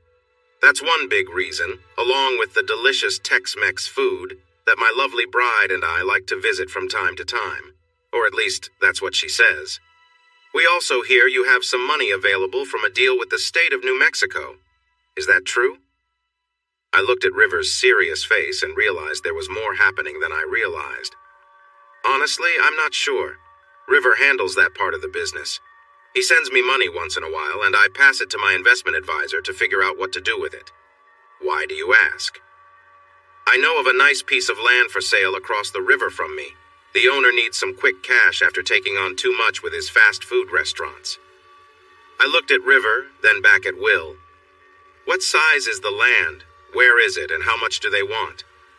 It's a section, and like I said, it's right across the river from me. I think you used to swim there when you were younger. So it was near the Callahan's place, what we called Vincent's Crossing. Okay, I know where it is now, but what's the price? The land is going for around $3,000 per acre for that size, Will said. I'm not a math expert, but that adds up to nearly $2 million. Is that price for someone who can wait, or for someone who really needs the money? That's what a similar piece of land sold for after being listed for a year, Will replied with a smile. Even if River and my advisor agreed to it, I wouldn't pay that much without knowing the condition of the bridge, I said. Everyone at the table seemed amused, and then Alex chimed in. I have a bridge crew. We build and repair many bridges. I recently gave a quote to the landowner and his neighbor. Depending on who can use that land and the river, I might help lower that price a bit. Now, everyone was smiling. Well, this is turning out better than I expected. Walking out from behind the divider with River, Will, Alex, Brad, Abe, and Beto was a thrill like nothing I had ever felt. I looked out at the church. As expected, the bride's side was nearly full. I turned to the groom's side, expecting only a few people to be there, mostly from the bride's guests. To my surprise, the groomsmen and 4 of Shannon's cousins had set up Katrina, Kathy, and Brooke on the family row. Not surprisingly, after the morning, they were surrounded by the Billy Goat Hill pundits. What surprised me the most was the large group of my old classmates and teammates gathered behind them, along with about 40 of my friends from Orla, all dressed in their best. I looked at River, who had a big smile, and I felt a few tears come to my eyes. Katrina's eyes were already wet with emotion, and Kathy and Brooke were getting misty as they watched the beautiful flower girls and the 2 ring bearers. The children moved gracefully down the aisle, greeted by the groomsmen who stepped forward to stand with them. When the lovely maids of honor found their places, the music paused. Then the bridal march started. Daddy Barnes was as proud as can be as he took his youngest daughter's arm and made sure they walked together for that first step. The bride looked more beautiful than anyone could imagine, floating down the aisle with her father by her side. She and the hundreds of guests told me I had the look of love while I watched her, but all I could feel was amazement. Dad managed to say her mother and I when someone asked him a question, but he stumbled walking the few steps to the front pew, most likely because tears were rolling down his cheeks. Mom, just as emotional, comforted him, and he wrapped his arm around her shoulders. The bridal bouquet was no longer in sight, and I found myself holding her gentle hands, looking into her beautiful green eyes, feeling thankful for this precious gift from above. I knew I didn't deserve such a blessing. I'm not the best with words, but when asked to promise to love and cherish this amazing woman forever, my voice was strong and clear. Her lovely voice matched mine, and our first kiss as a married couple felt magical. We took a countless number of pictures with many friends and family. My family photos took just as long as hers because she wanted us to capture moments with our band, our friends from back home, and our co-workers from the oil industry. When her family asked to include me in their pictures with the bride, it made me feel welcomed. These were well-off and cultured people, yet they embraced me, my family, and my friends, even insisting on a big group shot that took up all the stairs outside. As we headed to the reception hall to start our next tasks, her friends and family were sitting with mine, sharing stories on the buses. You can imagine what happens at a wedding reception, so I won't go into details, except to say the food was excellent and the speeches were thoughtful and filled with love. Brad got emotional, shedding tears of joy as he talked about how I had stepped in to help his sister and how we ended up so well together. Katrina cried when she recounted my troubled, angry self from years ago looking for a job and the start of Shannon's first internship. Our bittersweet goodbye and her triumphant return 5 years later were shared by my oldest friend, Juan Jose Aguilar, in a heartfelt way. I faced some teasing for being sentimental from the other guys at the camp, but it was mostly in Spanish, so not everyone caught on. I hope not too many did. Woody introduced the band, and Will shared how the bride convinced him in just one dance that this was truly the right band for their wedding. As the laughter, applause, and cheers about her charm faded, the couple came together, and the pundits played a song that Lila wrote about how the couple first met, felt an instant connection, and then found their way back to each other in lasting love. We finished that song with a warm hug and a kiss, then danced to Silver Wings, our first song together.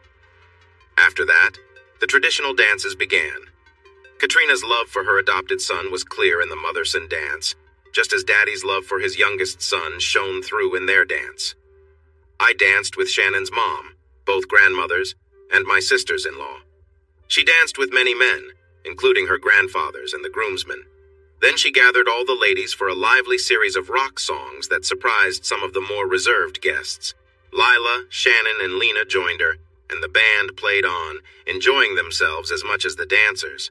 Part of me wanted to join in, but it seemed like Shannon was trying to bring together her wedding party, family, old friends, and cheerleading buddies. Besides, it was fun just to watch. Being true to herself, Shannon skipped the traditional white wedding gown for a knee-length dress in baby blue and white, which suited her style and dance moves perfectly. I wore a tuxedo with a baby blue vest, but my pants, jacket, and tie were black. We looked great together, even if I was dressed more traditionally. I knew that was how it would be for me in the future, so why not embrace it? After the reception, we took a bus back to the hotel and walked to the elevators with some guests. They joked about joining us, but Shannon said 2 quiet nights were enough, and she was ready to enjoy their new married life. When we finally got to bed, though, she wanted to cuddle, talk about the evening, and share some sweet moments together. You can never quite predict what she'll want. One of the interesting upgrades she made to the motor coach was a clever padded chair that could be rolled into the space next to the driver and secured in place. Because of the size and type of vehicle, there was no seatbelt requirement, but the chair did have one just in case. It allowed her to sit beside me, or when she became more confident driving, I could sit next to her. It wasn't as comfortable as a bench seat, but it was better than 2 captain's chairs sitting far apart. The 300-mile drive to Hot Springs took us longer than we thought it would, which often seemed to happen on our journey. Some travelers get very excited about checking out new places in their RV, so we learned to look for parking spots like Walmart, truck stops, and rest areas where we could take a break. Our powerful diesel engine could carry a lot of fuel, but it also used a lot, which added to our travel time. The weather was nice at the lower elevations, allowing us to continue on our trip. However, the higher areas were often closed, meaning we couldn't use the Jeep as we had planned, but we did enjoy more time together. 3 weeks after we set off, we were exploring Arizona, and a week later we turned north off I-10 heading to Orla. The honeymoon is part of a different story, but here are a few quick thoughts. 1. Shannon really likes traveling in the RV much more than flying first class, unless we just want to get somewhere quickly. It's much easier to stop when you need to in a motorhome. 2. My wife is very moved by nature. She's excited by views from mountaintops, waking up in a beautiful forest after it has snowed, exploring the wilderness, and enjoying campfires. 3. Even though she doesn't have a lot of experience, what may become endless creativity in our activities can sometimes be a little tough. Her small size and eagerness to try new things can be a challenge. 4. Shannon is truly remarkable, and I believe that will always be the case, even as we prepare for our future together. Thanks for watching this video. Don't forget to subscribe to Infidelity Plus to stay updated with more captivating tales of infidelity and payback. Turn on notifications so you're the first to see our latest content.